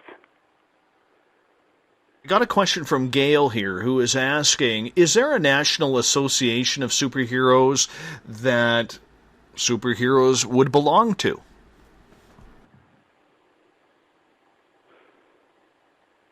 Urban Avenger, I think, knows of a group like that. Urban Avenger, would you be able to respond? What exactly was the question? Are there any national associations for superheroes? Kind of like what we would, I guess, consider in the cartoon world, the Justice League. Not really. I mean, that's kind of a hard question to answer because I've never heard of like a central organization. Go ahead, Motormouth. I mean, there's no central organization like Urban was about to say, but at the same time, though, you have like regional organizations. Like, for example, you have Phoenix Jones's Rain City Superhero Movement. Then separately of that, you also have up there ECHO, which is the Emerald City Heroes Organization. Myself, I used to head the Pacific Protectorate, which spanned over continents. We had Captain Australia and stuff even with us at one point. Yeah, I mean, there's no true, genuine Justice League-style organization. That does not exist. Think of it more in the sense that there's a lot of Fantastic Fours and a lot of X-Men teams. Sure. I got a great question from Trip here in the chat room, and, you know, Motormouth, we'll start with you on this one. Do you guys give out business cards or something to help explain to people what you're doing? I did business cards at one point.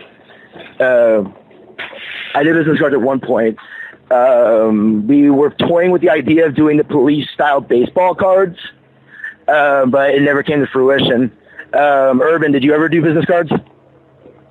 Yeah, we've done business cards in the past. I've handed them out before. You know, they're mostly good for like getting into contact with, and it's really more of like a fan base type of thing. Like, hey, come like my Facebook page, come donate to my PayPal, that sort of thing. I mean, other than that, they're really kind of no point other than just like a PR tool. Urban Avenger, Bob is asking, what kind of technology do you carry with you in your work? I usually carry a body cam. I use specifically a Contour HD Roam sports camera I wear on my head, and it's great for recording incidences and just documenting that I'm out there and I'm actually doing what I say I'm doing instead of some people who just kind of talk. And so I have a YouTube channel I've used to record with this thing a lot. So if you want to check that out, look me up on YouTube, and you can see some of the stuff I've had to deal with on patrol. How about you, Motormouth? Other than a smartphone. Yes. How about you, Motormouth? What kind of technology do you use in the field?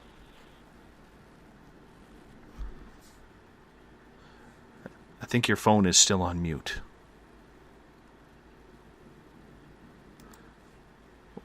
Well, Motormouth? There you go. Yeah. What kind of technology do you use?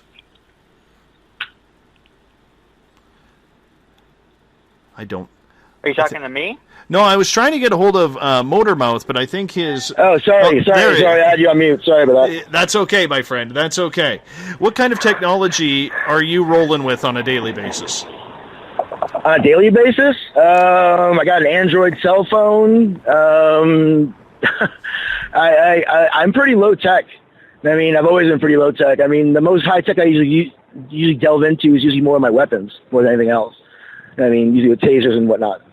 So, I don't know. I mean, I got my vehicle, I've got my phone, that's about it pretty much. Nothing really crazy, no Batman, Bruce Wayne, Stark kind of stuff, nothing like that.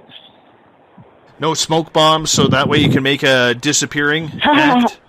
Well, first off, that would be illegal. second off, that would go into what I've always told teammates in the past. It's called a WCS arsenal, which is acronym for worst case scenario. So if, as Jack Burton would say, if the pillars of heaven are shaking, then basically, like, I mean, in other words, basically, like, if there's martial law, or if fucking, I don't know, some crazy whack job, fucking zombie, whatever the hell kind of stupid shit's happening around the world, and everybody's going crazy, and so basically and stuff, that's when you pull out the WCS arsenal, and so basically and stuff, and that's all the shit that's technically not legal. All right, I do have to remind you we are on terrestrial radio, so there is. Sorry, I apologize. I'm so sorry. I naturally curse a lot. That is a super apology from a superhero. Let's stick with you for a second, Motormouth, here. In regards to areas that you patrol, are there certain areas that you won't patrol because of gangs or heavy violent areas of town or suburbs? Yes and no. So the thing is this. By the way, earlier you said I'm from San Francisco. I'm not from San Francisco. I'm from Oakland. Okay. So Oakland, California, where I reside, and so where I also patrol and work in at times, doing my costume activities, is considered one of the most dangerous cities in the United States. So in saying that, yes, there are dangerous neighborhoods that I will have second thoughts about possibly patrolling in, but again, you have to have a reason to go into places like that in the first place, because those are the kinds of places and stuff. It's like you don't send the Marines into a hot zone unless you know why it's hot. So, I mean, you have to have a reason that you're going into a place like that. I had an incident once and stuff where me and three of my guys had to go defend a bunch of young squatter punk rockers that were squatting in an abandoned building, and some supposed owners who had no proof of ownership of building were coming and threatening the individuals that we were protecting with knives and with fucking things of the sort. So we came down with fucking shields and stuff basically put up and stuff. I had my homemade shield that I had.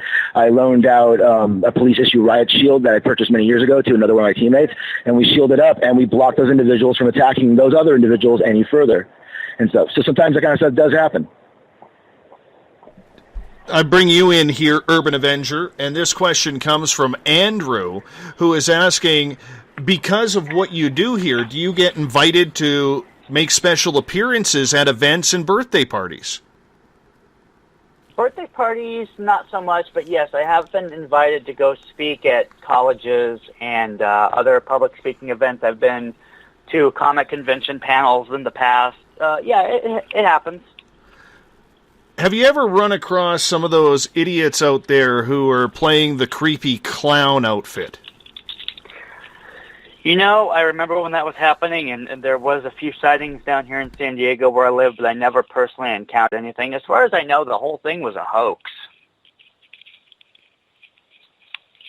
I can't stand clowns, so, you know. Me either. Is there and I apologize, this is going to sound like a real naive question, but is it much like wrestling's lucha libres that you don't want your mask removed by people? Absolutely. Yes, that is probably one of the most horrible things, that, aside from being hurt, that can happen to you on the field. And people have tried to demask me in the past. They've tried to demask my associates, and it gets me all riled up and mad just even thinking about people who try and do that kind of stuff. Yeah, it happens. So what happens if your mask is removed then during a fight? Like, I'm not trying to be rude here, but do you feel powerless at that time, or is it like a lucha libre where all of a sudden you can't show your face in the ring anymore? No, it's not like that. I have had, if you look at the picture you posted of me, I have had those goggles knocked off before in fights. They've been thrown to the ground, and they've gone missing temporarily. Luckily, at least with me, I wear 3 kinds of masks, especially in that picture. There was a balaclava I would wear underneath, just in case that sort of thing happened. So I was always wearing a mask no matter what. So even if my goggles got knocked off or somehow you ripped off my face mask, you still won't be able to see my identity. And I have had people pull up and have their mask pulled up before, and all they can do is just kind of jerk away real fast and try and cover their face. So what is the reasoning behind the worst-case scenario besides getting hurt is having your mask removed?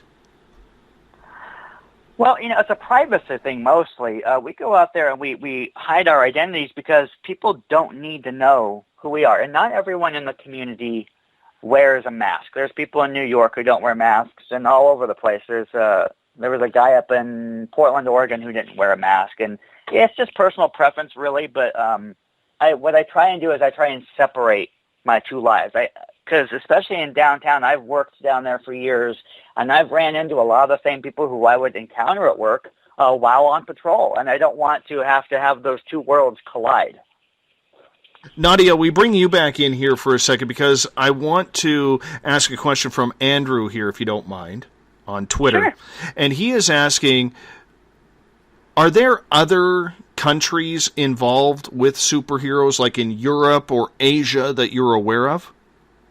Absolutely. We estimate that there's about 600 real-life superheroes all over the world, including 300 in the United States. That's a lot.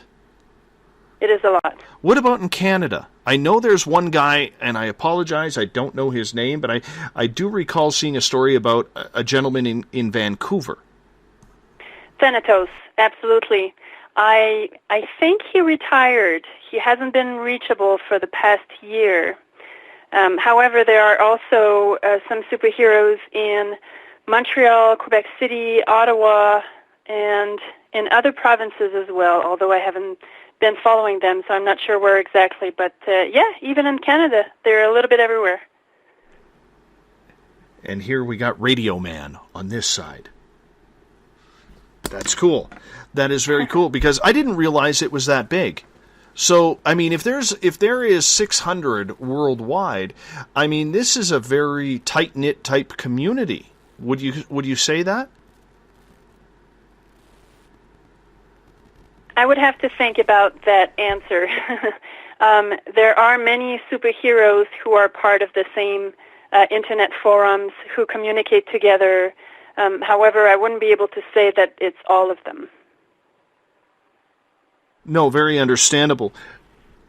When you were writing this book, Real Life Superheroes, at the end of it, when you look back on your piece of work, what caught your attention the most or intrigued you the most about this story that maybe you haven't mentioned yet? So, as I mentioned before, I was covering serial killers before that. And in summary, let's say the most typical type of serial killer is the one looking for power and control. And so the reason why he does that is because he has self-esteem issues, feels betrayed, etc., etc. So when he's holding someone's life into his hands, he feels very powerful. He feels like he has control over someone's life. And so he feels greater than God. That's what they say. The superhero, on the other hand, is the one who also had a very difficult childhood, or even could be even later that they had difficult times. And so they will want to overcompensate as well, but in a positive way. So they also do it for themselves, but they want to save people. They want to avoid innocent people to go through pain they've seen or they've been through. Does that make sense? So they're both overcompensating. One is doing it by doing something really bad, and the other one is doing it by doing something what many of us will consider something good. We're down to literally our last 6 minutes of tonight's show with you guys. And this just absolutely flew right by. And I told you it would, and we could probably go another 4, 5, 6 hours in regards to this. So I would like to, in the future, in 2018, extend the invitation to have all of you back, if you wouldn't mind, because this has been such an... I'm going to tell you right now, probably one of the most intriguing topics that we've ever dealt with. I honestly didn't know that it was this serious. So thank you so much for bringing this topic to our listeners' attention. I really appreciate that, Nadia. Thank you for having me. Absolutely. I want to bring Urban Avenger back on here for a minute, if you don't mind.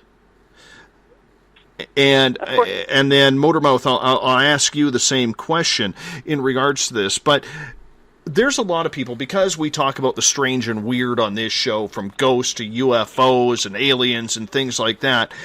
Do you ever have to deal with anything strange or cryptid that people will all of a sudden say you see someone running out of an alley and they say they've seen a monster in the alley or something along those lines? Have you ever had that? I can't say I've ever experienced that, but I am a firm believer in the types of things that you discuss on this show.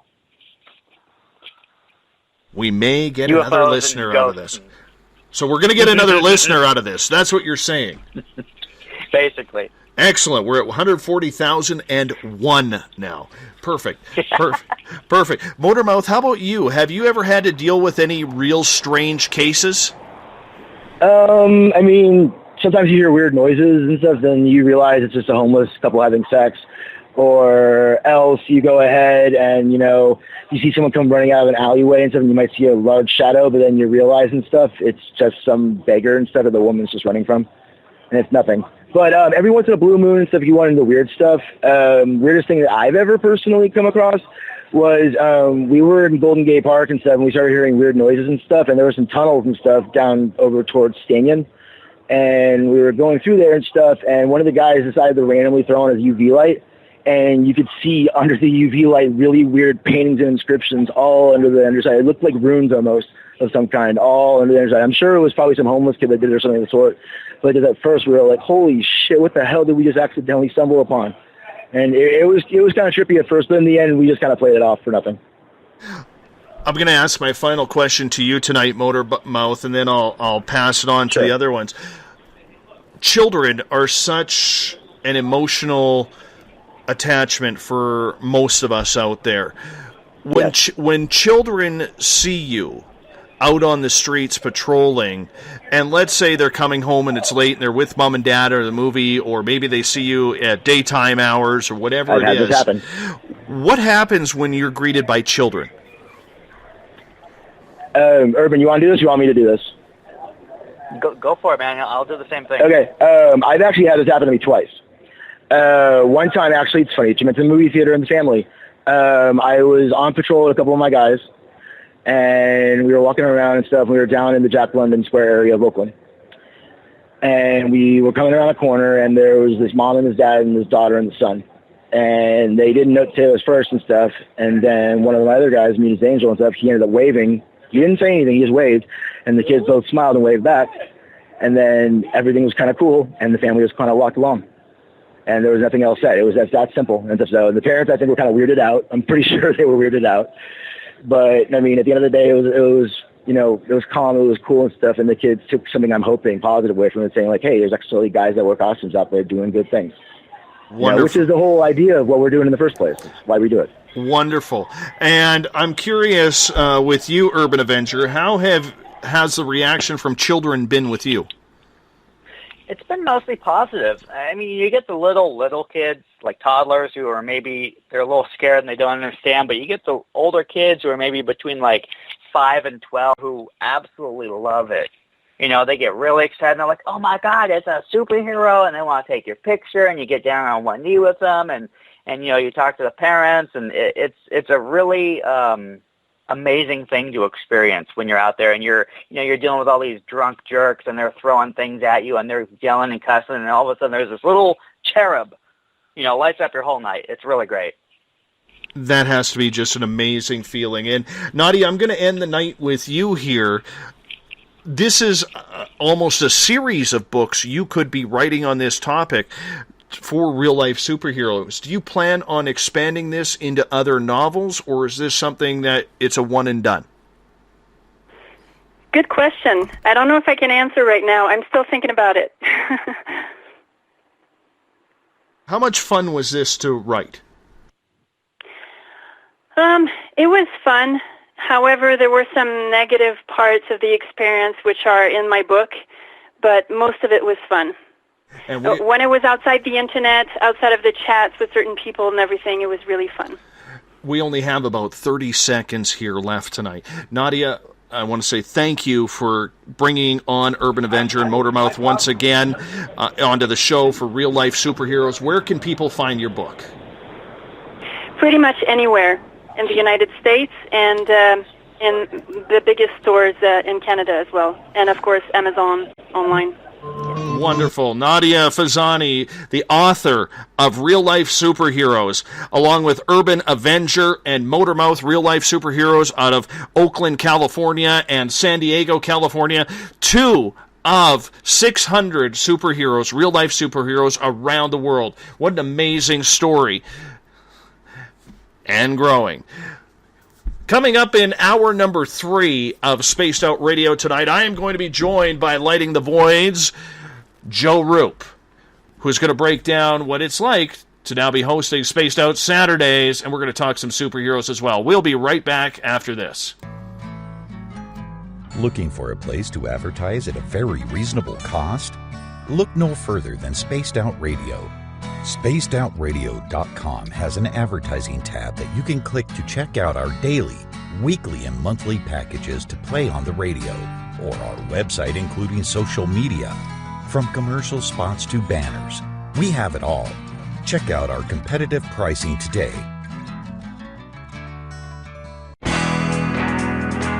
There's stories, then there's the truth. Do any of us really trust the news anymore? This is Jamie Sexton, owner of Rebel Planet News. The third Thursday of every month, I appear on Spacedoutradionov.com to bring you the truth you deserve, without mainstream media lies or alternative media fear-mongering. We'll get to the heart of the story and deliver the truth you are seeking. So come join us here for the Rebel Planet at Spacedoutradionov.com.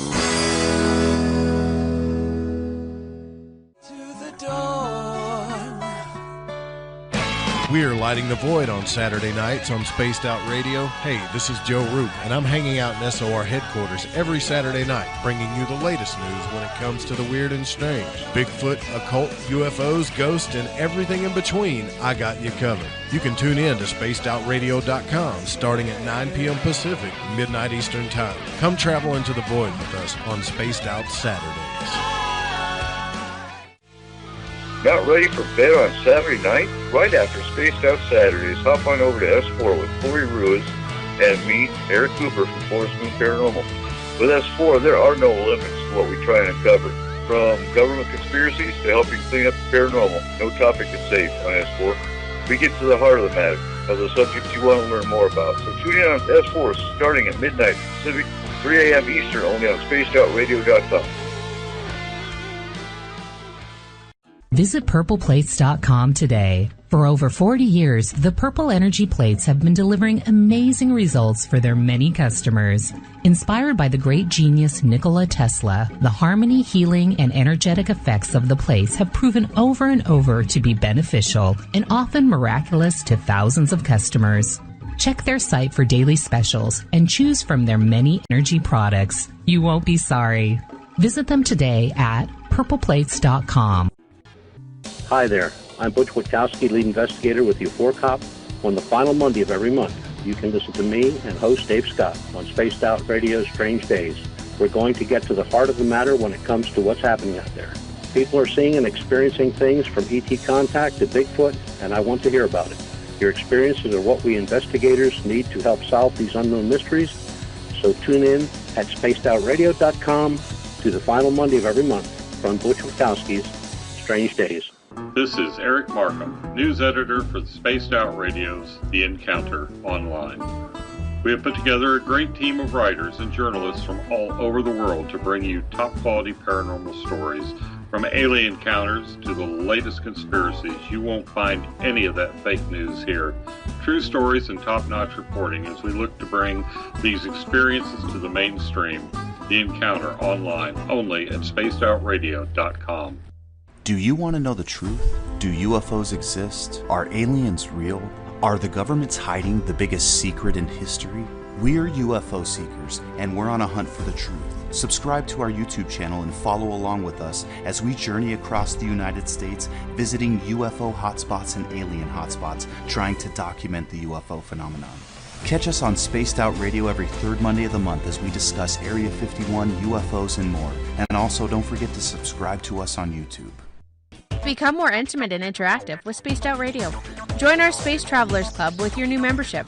For $5 a month, we'll provide you with special access to the website, monthly prize draws from books to psychic readings, along with monthly newsletter, private interviews, and more. Sign up today to be part of Spaced Out Radio's experience. Don't have time to listen to Spaced Out Radio live? Wherever you are, the car, the office, the shower, or even if you're traveling, we're right here for you.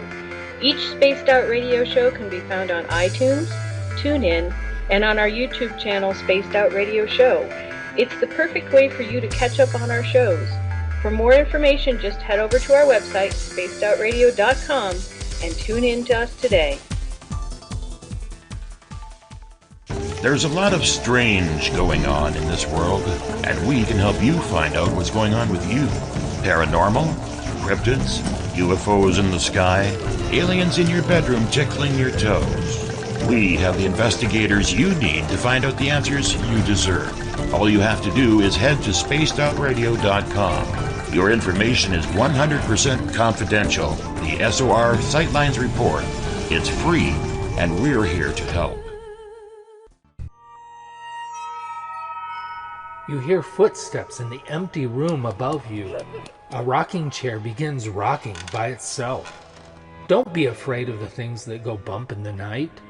Reach for Spirit Storybox, the iPhone app the Huffington Post UK called the only ghost hunting app you will ever need.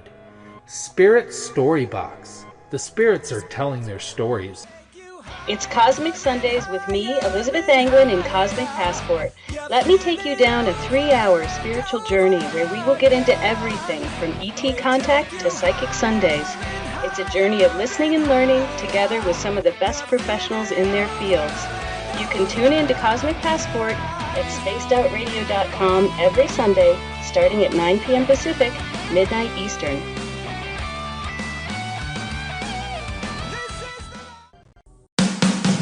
The views and opinions expressed by tonight's guest and topic of discussion do not necessarily represent the official policy or position of Spaced Out Radio, Spaced Out Weekend, Spaced Out Radio Limited, its hosts, syndicated carriers, or anyone associated with this broadcast.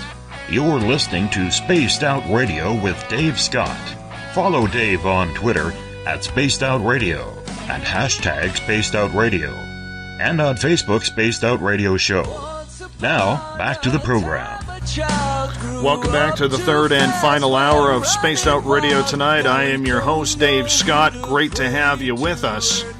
Tomorrow night on the program, John Denny is going to join us. We are going to be talking all things strange, odd, weird with the self-proclaimed paranormal weirdo. We get going at 9 p.m. Pacific, midnight Eastern time at spacedoutradio.com. We want to welcome in everyone listening in on WQEE 99 Rock the Key down in Noonan, Georgia, home of The Walking Dead. We are live as well on the United Public Radio Network, 107.7 FM in New Orleans, and over 160 countries around the world. Great to have you with us as well. We're live on the Fringe.fm, Renegade Talk Radio out of Las Vegas, and if you're listening in on Revolution Radio, remember the Double R Machine is a donation station financed by you, the valued listener.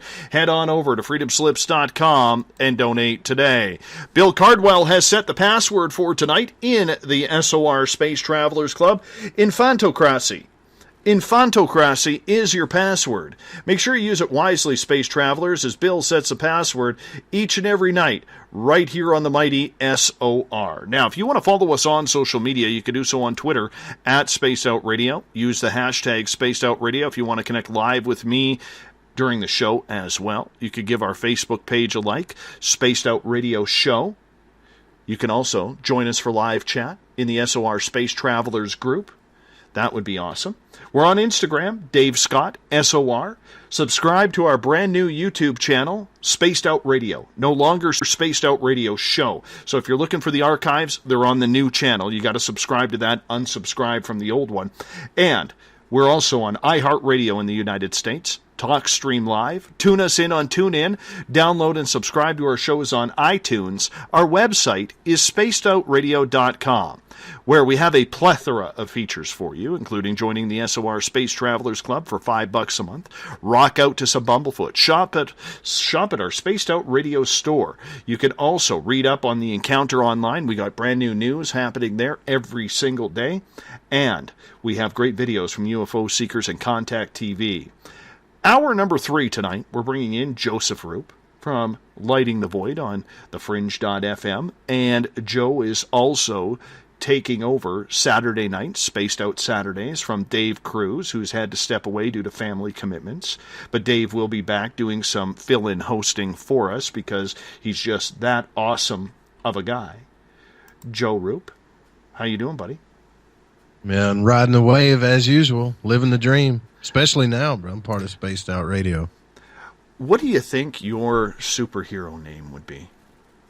Man, I do not know. I was thinking about that. That's a tough one because it's very important to me because I'm a comic book nerd. Man, I don't know. Would you wear a cape? Absolutely. Yeah, I think you have to wear a cape. Yeah, man, you got to have a cape. I kind of like I don't know if you're familiar with the Watchmen, but I kind of like that guy that's almost looks like Batman in the Watchmen. He's got a pretty rad suit. You know what? We just had, for those just tuning in, you missed out on the first 2 hours, so either go to iTunes or our YouTube channel, Spaced Out Radio, to listen in to author Nadia Fezzani, who wrote a book about real-life superheroes, and there are over 600 around the world, 300 alone in the United States, and we had Urban Avenger out of San Diego and Motormouth out of Oakland, California on the show. These guys are intense. They take it very seriously, what they do. And you know what? I commend them for it. The harassment that they take from the public that they are trying to protect people from, I don't know if I would have the intestinal fortitude to actually do that. Could you go out on the streets on a nightly basis dressed up like a superhero, and when people start throwing insults or throwing things at you, could you handle that? Sounds like fun, really. But I don't know if I could do it constantly. Maybe as an experiment, yeah. I think it would be cool. Apparently a couple people in the chat rooms and on Twitter have named me Plethora Man. Plethora Man, yeah. So Robert Stafford in the SOR Space Travelers group says, fresh show tonight, Dave Scott. I loathe all the Hollywood superhero remakes, but I did dig these guests tonight. Your superhero name, Plethora Man, which was given a couple of thumbs up, including by Aussie Rob in Australia and Muji Boy at hashtag Spaced Out Radio. Plethora Man. Really? Is that what it comes down to? How would you even put that on the back of a cape? I'd just call you Super Dave. It just sounds too good. I know, but it's so taken, and people would take me for clumsy, and I'm clumsy enough without it being brought forward too much. But some of the things these guys were saying, Joe, is that they take this very seriously, that they feel that they are doing a service. And, some of them take ribbing from the police. Others are very thanked by the police. Would you consider ever doing this, being a comic book guy yourself? Absolutely, man. Yeah. Look, the idea sounds great, right? I'm talking to you right now behind, in my little safe area behind my microphone. It sounds wonderful. I'd love to be in a comic book scene. It's like a fantasy, right? But I gotta think that once you get out on the street, it'll be a little bit different. It's kind of like I don't know how many of you guys have actually been in a few fights in your life, but everybody's always got a plan till they get hit in the mouth. I think Mike Tyson said that actually. No, and that's a very good point, because there's always going to be people out there who are challenging you, who are wanting to start stuff because they want to play. They've had a few drinks and they want to play hero in front of their buddies or or maybe they're thrown out of a club for just being ignorant, and they're high on the testosterone levels that happen at that point. I can see that totally happening, but I don't know if I would want to be that kind of guy who puts myself into danger. You know what I'm saying?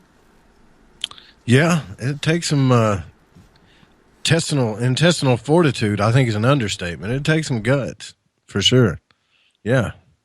But, there's a lot of, I post a lot of stuff on my Facebook feed of crazy police violence. It's ridiculous. But you got to think about it, man. You're asking these dudes to go out into some of the worst beats in the country, night after night after night. The negativity is an understatement. They're around, what it does to their psyche. You could see why some of them go off the handle, why they just beat the mess out of people sometimes, You'd probably get that way after a while, after you're around that much negativity and that much violence. So if you, being a comic book guy, were to design your own outfit, we haven't figured out a name for you yet, but what would you be packing? What would be your ultimate weapon? Like your if I had ultimate to carry weapon, a or weapon? your outfit? What would you be wearing? What would be Super Joe's colors? Well, man, I'd like to say that they would be probably a very dark midnight blue with a little black and blue, probably super dark blue, I would say. Yeah. See, and then I would go with Spaced Out Radio colors, because I love the red, black, and silver combination. Yeah, it does look pretty cool. Yeah, it would be badass. It totally would be badass. What about weaponry? What would be your go-to item? That's a tough one. Being a Southern fella, I would have to have a scatter gun with rock salt, I would think. Because I'm not into killing people unless you have to, I guess. But probably a sawed-off scatter gun with rock salt, I think, would be my favorite thing. I know it sounds cliche, but I'm thinking of all the weaponry here that's illegal in Canada. And I honestly believe that I'd probably have to carry a hockey stick. That's probably it. I would have to carry a hockey stick or something, so that way I don't get busted by the cops. Because everything when it comes to carrying weapons around here is illegal. Man, so, this is really hard for me to believe. I know this is really happening, man. Right? Like, I know there's people doing this stuff. How come we don't see it on the news? Why is it not in the mainstream? You think it would be, right? I don't see it that much. I don't see the police playing it up very much, but I would say every major city in North America has superheroes patrolling it. And the police don't like it because they take it as a form of vigilantism, which the guys, both Urban Avenger and Motormouth, said that it is kind of 50-50 when it comes to superhero / vigilante. I wouldn't go as far as saying bounty hunter, because they're not licensed to do that. But it is different, man, when you think that there are actual superheroes patrolling the streets, and they don't gimmick the whole I have superpowers stuff. They're not playing Madame Cleo on a 1-900 number or anything along those lines. The super psychic or whatever you want to call it. They're not doing that. They're just real-life people who are helping people in distress. And I think that part of it is very admirable. I really do. Yeah, it is. But then again, I'm not, this is going to sound so anti-Joe, you're not going to believe this, but I have this thing about going against, okay, it's kind of weird. It's like a catch-22. I don't trust the government, right? But I have this thing about going against the government because I still halfway believe in it. Kind of like, when Abraham Lincoln wouldn't just make slavery, banish it just because he could, because he had the power. He wanted to do it within the law. I'm kind of a stickler when it comes to that, but I've got my reasons. Joyce is asking in the SOR Space Travelers group, do you think clothes make the superhero or vice versa? No, dude, it's got to be your finishing move and your catchphrases. It's got to be your moves and your catchphrases, not the clothes. The clothes are just add-ons, but you got to have a cape. Do you really think? Yeah, I agree on the cape thing. I really agree on the cape thing. You know, I'm just wondering, you know, do you really need a catchphrase? Like, do you have to go into a boardroom or grab a notepad and paper and sit in the lazy boy and try and figure out whether or not you come up with a good catchphrase? Because I never thought about that. That seems important. Dude, you just do it all. I guess I'm one of those guys. You just do it off the cuff, you know? I know, but it's got to sound right. You know how long it took me to come up with "Together, my friends, we own the night"? That's 3 years, almost 3 years in the making. Yeah, that's a good phrase, though, man. It's a good catchphrase. It's difficult to come out with that, you know. And then what happens if you don't choose the right outfit? I mean, yeah, it might be the right outfit for you, but I mean, you also want people to take you somewhat seriously as well. Well, you know, another thing too with that is the comic books and the movies, everybody's always ripped to shreds, and the women are super hot and the dudes are super fit. And in the real world, if most of us put on spandex, it's not going to look too good. It may feel awesome, but it's not going to look that great. I can tell you right now, on this body that I am presenting to the public, that's why I work at radio, and I'm not one of these people who says I do radio, but I'm actually on Facebook Live. I don't really do that. You know, you just can't project that. There is nothing that can make me look good. Nothing. I'm dead serious about that. You're starting to get that biker look, Dave. Yeah. Sorry, brother. Yeah. With the right clothes, you look like a biker, man. Oh, you guys have seen Dave lately. His hair is getting out of control. I wasn't even going to bring up the hair tonight, buddy. I wasn't even going to bring up the hair. I was going to give you a night off. You're the one who went all Samson and then cut your hair. Well, I was thinking about that because I was, we were talking on Skype the other night, and I remember looking at you, and I was thinking, man, you look like a character in a movie I saw, but there were bikers involved with it. So I was just thinking that, little denim wouldn't hurt you. Well, I do have some denim, but I can tell you this, I don't have the arm sleeve tattoos. I don't have that. My arms are bare. But I did make a promise to myself, even though I promised my dad, because my dad hates tattoos. But a few of his grandkids now have them, and I think he's warming up. But one of these days, I'm going to actually start an arm sleeve to put all of my personal experiences that I've had with the weird and strange, kind of tell my story. Yeah, I just did a show about that tonight, Conscious Ink, Conscious Tattoos. We were talking about that before you came on. Pretty crazy. Yes, that is kind of weird, actually. A little synchronicity there. That's the word I was looking for. I always forget that. I got to write The Police, 1984 Synchronicity album.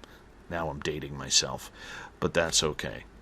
Is anybody covering this? Like, what would be cool if somebody made like a blog that was designed as a comic book style blog that just covered these vigilantes? Is somebody doing that?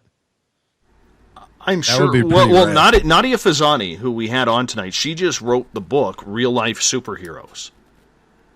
Remind me to pass you the information. I got to get that from her editor and publishing company, because that would be a great show for you. Yeah. Yeah, that is pretty cool. It is. And, I got to laugh. There's a couple of comments here in Spreaker. Preacher is saying, Dave runs through the streets of his town in leotards with a mask on. No, Dave doesn't, especially at this time of year. It is very cold. And believe it or not, at this time of year, you actually have to beware running through town, because you never know what kind of wild animal is looking for food, because it's starting to get a little sparse out there, especially when the snow falls. I mean, it's big news, front page news around here every time a moose starts wandering around the streets, dodging through cars. That's what happens up here. Don said, I've always wanted a reason to wear the underwear on the outside of the pants. There's something about that look. I mean, it's even in WWF. I don't know. Like, crowds of people love it. It's crazy, man. See, those dudes are buff too, man. Yeah, Dave is so far away from buff. Seriously, so far away from buff. It's not even funny. It's not even funny. Trip makes a comment here. He says, Dave, I'll admit, I wasn't expecting the show to be that interesting, but it was much better than expected. I would agree with you on that. I would totally agree with you on that one, Trip. I didn't know what was going to happen with this topic, and I just really wasn't sure where it was going to go. But when Nadia and her publishing company actually said, would you like to have a couple of superheroes come on with you? I absolutely jumped on that. Like, absolutely. Like, let's talk to these guys. And you know what? They seem normal. They really do seem normal. I mean, some people go play poker. Some people go to the clubs or go to a blues bar or, whatever people do on their spare time. Play baseball or watch hockey or whatever it is. People have a hobby. These people they're normal people who have chosen to have a different type of lifestyle that involves maybe some of their childhood heroes. And we may sit there and say, and I realize there is a lot of people out there who are saying, these guys are idiots for doing this. What a waste of time. Why don't they grow up? And I can get that. And I get that point. But my question back would be, why do you need to grow up? Exactly, man. You don't. No, you don't. If they're doing good, in helping people with their grocery bags, old ladies with their grocery bags, or they're stopping some lady from being followed as she had to get out of work late. If they're doing things like that, then I'm very much fine with it. I don't have a problem with it whatsoever. I think it makes society more fun. So instead of cursing them out for being a bunch of, immature idiots, like a lot of people out there in the mainstream will think, why not give them credit for doing something that the majority of us wouldn't do? Because I tell you right now, I am way too chicken. If I was in downtown Vancouver or downtown Toronto or anywhere in the United States, I would be way too chicken to be walking down some of those streets at night. And these guys are doing it. Man, I don't know. I'm sitting here thinking, what would entice you to say, you know what I'm going to do tonight? I'm going to just go around the streets like a vigilante, and I'm going to clean up the streets. You'd have to have something. I mean, something would have to happen to you. Or you're just so sick of seeing stuff. I mean, I guess I could see why you would do it, because I feel that way a little bit too, but I don't think I could do it either. I could definitely dress up and walk around with them, though. But as soon as the violence started, I'd duck in the ditch or something, I'd be one of those guys that they were like, hey, where was you? I was there the whole time, watching you. I just want to look like one. I don't think I want to do the other stuff. Now, Adam in the Spreaker chat room is being a little bit of a jerk here. Oh, of course. And he says, Dave, would you let a midget in a gnome outfit claiming to be a superhero save you in a bad situation? I'm in a dilemma there because I like little people, but I don't like gnomes. Now, if it was like a kung fu gnome, then maybe.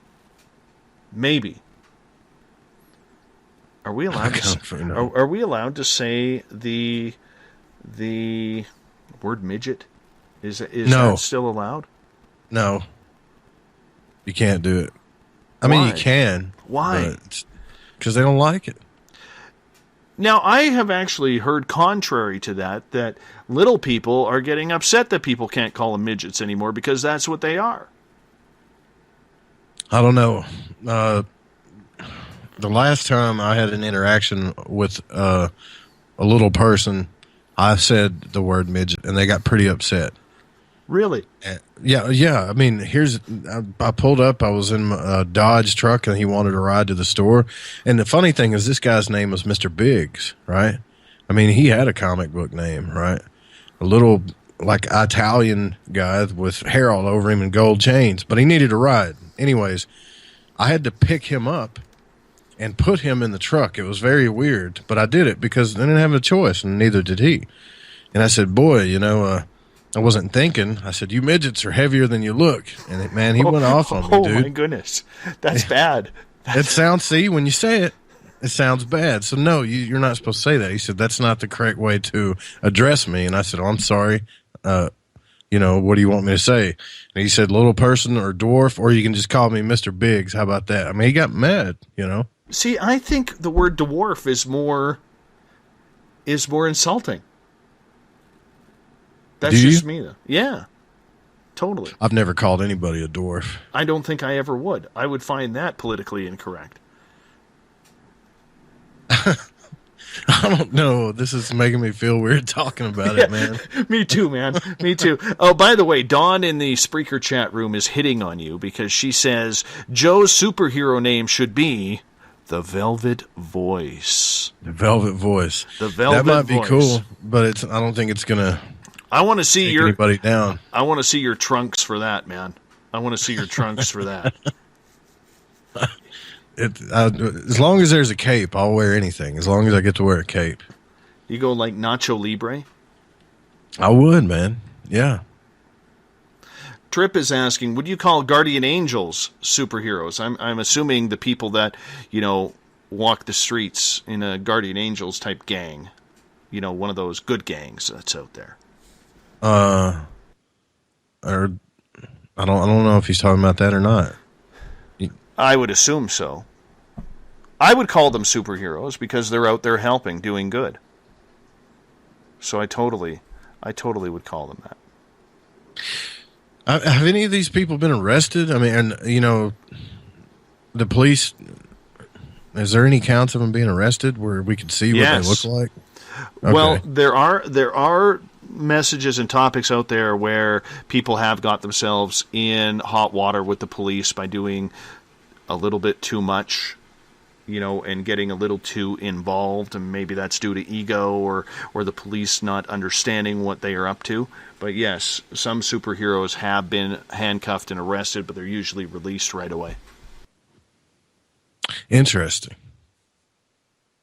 I figured they would be angry at him, But I have helped out a policeman before, and they were pretty appreciative of it, actually, It was at a concert, and they were trying to arrest this guy, and this guy was really working the cop over. And it was one of those fights. I couldn't believe what I was watching. It was one of those fights where people were just kind of swinging, And the cop was he was undercover at a concert, actually out there trying to bust people for drugs. And I saw his badge at a concert. Come on, I'm telling you, man, it's a concert. That's where they go. That's like a toothbrush and toothpaste. It was an outside concert at Barton Coliseum. I believe we were ridiculous. Ridiculous. Yeah. And he was squabbling with this guy, and I couldn't watch it anymore. And I just asked him. I said, "Hey, man, do you need my help?" And he was like, "Please." And I just kind of did a little jiu-jitsu move and sat on him. And I felt bad, You know what? I gotta say something. This is what pisses me off about Vancouver. Okay? You go to a concert in Vancouver now, and all you'll see in the concert is the big cloud of marijuana smoke. Right on. You know what I'm saying? And I have no problem with people indulging in extracurricular activities such as that. I really don't. But it's funny because the security guards will throw you out of the facility if you light up a cigarette.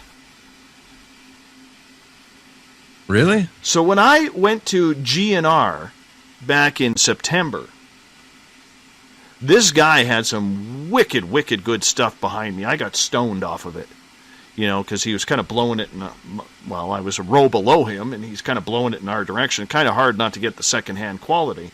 And it was good stuff, right? You could just tell. It was very good stuff. You know, and I thanked him for that because it was a free high, and I'll take that because I don't usually partake in such indulgences. But you light up a cigarette, you would swear that someone has just set off a bomb in the building. Yeah, well, throw you right out. I don't even know if I want to go down that road. I can't. I understand why people don't like cigarettes, but good grief, man. I mean, there's been a crazy attack on smokers here lately. And, you know, if you're out in a public place, no matter where you walk to have a cigarette, you know, I'm kind of old school American. I like to have a cigarette every now and then, you know. You go out and you have one, they'll give you that look and just kind of look at you like you're trash and just cough, even though they're not breathing, they're breathing fresh air, you know. It's annoying. But then again, we all have our own things, you know. I know. It's the debate that will go on for a long, long time. By the way, Dawn says she was not hitting on you. She's now blushing. Sounded like a hit-on when you said the velvet voice. Velvet and romance pretty much equate to each other circa 1977 or somewhere around there. You know, it's you know. Were you even born in 77? No, I was born in 82, so I'm 35. You young punk. Yeah, well, that's good, though. I still get carded for cigarettes sometimes, believe it or not. Mm-hmm. Yeah, what's that like? What's that like? Everybody hits on me. You know what? I can honestly say that I actually had my first experience about a year ago where me and my little guy were walking. We were in this store, and you know, one of the stores here in town actually has this big dragon up top, like a kite type dragon, and he loves it. And every time we walk by that store, he always wants to go in there to see the dragon. And I actually got pulled in and said, "Oh, is this your grandson?" And I was like, "No, it's my boy. It's my boy. How old do I look, man?" And then I went home and looked at the mirror and realized how gray I was, because gray hair in my family, it's rampant.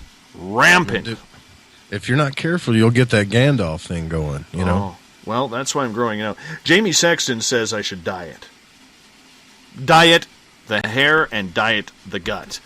So I might have to follow those orders. Jamie Sexton. What an interesting fellow. He is a great fellow. You know, the Rebel Planet here every third Thursday of every month. Very knowledgeable. Very politically incorrect. Yeah. Love the guy. Absolutely love the guy. Rachel's trying to get her little person friend to come in and see if he or she will talk to us. Oh, that's cool. That would be actually kind of cool. Are you going to fix this debate that we were talking about earlier that way? Or? Well, I don't. You know what? That's a dangerous topic. That's a dangerous road, because everybody today gets offended over something. Everybody has to get offended. That's true. So I'm sitting here thinking, maybe we shouldn't, because what if we offend people? And we got a good thing going around here, and all it takes is one person to post it online saying, "I'm offended," and the next thing you know, it's okay. Celebrities do it all the time. The show is ruined. I know, but I don't want to go Al Franken here. You know what I'm saying? Yeah, I get it. I really don't want that to go. I really don't. It could be dangerous. Dangerous. This chat room is on fire. It always is on fire. And if you're in Spreaker, if you haven't given this a like yet, shame on you. Shame on you. Almost 1,100 comments so far. It's pretty cool. Les is acting all anti-superhero on hashtag Spaced Out Radio. He says, "What's the attraction with all that superhero BS? Do we really have to go back to childhood stuff your head into a comic book like an ostrich? Then he follows up, what colors would you wear while you're holed up in mommy's basement playing video games? Oh, I'll take offense to that. I like video games and comic books. Oh, my goodness. He's on fire right now. Les, how do you get so upset with people who just want to... Yeah. This isn't Comic-Con we're talking about, where people are just dressed up doing nothing. This is real stuff. Sailor Twift on Twitter at #SpacedOutRadio puts a picture of the nature boy Ric Flair. You don't need a cape to be a superhero. That is true. That's right. Exactly. Love it. Anytime you can go Ric Flair, that's a good day. That's a good day. Deb on Twitter says, I think Roop has a great radio voice. I don't get it, man. I hate my voice. You won't think it, but you can ask Dave. I tell him all the time I hate it. Les says, yes, you do need to grow up. Otherwise, mommy's basement will eventually get overcrowded. Let's get it together. Hey, Les, I know you're a fantastic listener and everything. I hope you stub your toe on your bed frame for taking life too seriously. Yeah, Dennis makes a good point, too. Stan Lee is worth $50 million right now, or probably more. I would say he's worth... You know what? Let's check out what Stan Lee is worth. He's got to be worth more than that. He just got through putting his stamp on Hollywood, too. He did the handprint and the feet print and everything. Took them long enough. There's some deeper stuff to comic books than the pictures and the capes, man. $50 million. He must have went on that same site. Come on, Les, fire back. I'm ready for this. Yeah, that's kind of like, to hear somebody say that, it's almost like somebody, that's almost like a Scrooge, isn't it, a little bit? Ask him if he likes Christmas. Mm-hmm. I don't know. What do you think about Christmas? I bet you Les might be one of those guys who was offended that his parents lied to him about Santa Claus being real. I got a little offended when I found out. I think he's offended. Well, I stay up late sometimes and play video games with my son. Just, I don't know. It's fun, man. I haven't played video games in a long time, man. A long time. I can't even remember. My eyes are so bad that, you know, like those first-person virtual reality type games, you know, like Call of Duty or something along those lines. Or like Grand Theft Auto. I would love to get into those, but I literally have about a 7-minute window before I get violently sick. Violently sick. You get sick from it? Yeah, from I get like really bad motion sickness because I don't. My eyes, I don't blink enough. Number one, but number two, I don't create enough tears in my tear ducts, so my eyes dry out really fast. So I don't really get to play video games. Like I can play games like you know, like Super Mario, things like that. But there's a lot of games. Majority of them I can't play anymore. It's terrible, terrible. I still play Pac-Man. I have a bunch of old arcade games I play. I think the play was better with the older games. I agree. Look at us, man. Talking about superheroes, video games, and comic books. This is something new. I think it's fun, though. Exactly. I'm still waiting for Les. Maybe Les tuned out.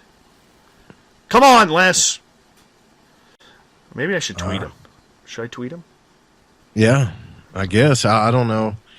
I hope you didn't hurt his feelings. He'll be back. Andrew at Twitter says, I know 2 little people who swim at the pool I swim at. I call them by their names. Yeah, that's all you can do. That's the safest thing you can do. Absolutely. Just say their name. I'm trying to think. I would probably get offended if someone called me little people, midget, dwarf. I don't think I would like any of them. You're an offended kind of guy. I get offended too, yeah. Yeah. A little sensitive sometimes. You're an offended kind of guy. Dawn is asking, Dave, Do you get sick if you're not driving? Yes, I have to drive now. I do have to drive. So otherwise I do get car sickness now. Did you ever try the 3D TV with the 3D glasses? Because if you have problems with that, that would really mess you up. No, 3D doesn't seem to do it for me. It's just like these first-person video games where there's a lot of quick movement in the screen that's not natural. You know what I'm saying? Well, when they come out with that, you were talking about that the other night. I think during the round table, when they come out with the virtual reality reenactments of alien abductions and stuff, that's going to be cool. Need to do that. That'll be really interesting, to be honest. Really interesting. Very interesting indeed. So, let's get to you here for a little second. For those of you who don't know, Joe Roop is taking over Spaced Out Saturdays for Dave Cruz. Dave Cruz had to step down because he needs to spend a little bit more time with his family right now. We're never, ever going to complain about somebody making a great decision like that to spend more time with the family. And, Dave will be coming in the odd time to, do some fill-in hosting because we definitely wanted to keep Dave around these parts, and he's an important cog of what we are doing around here.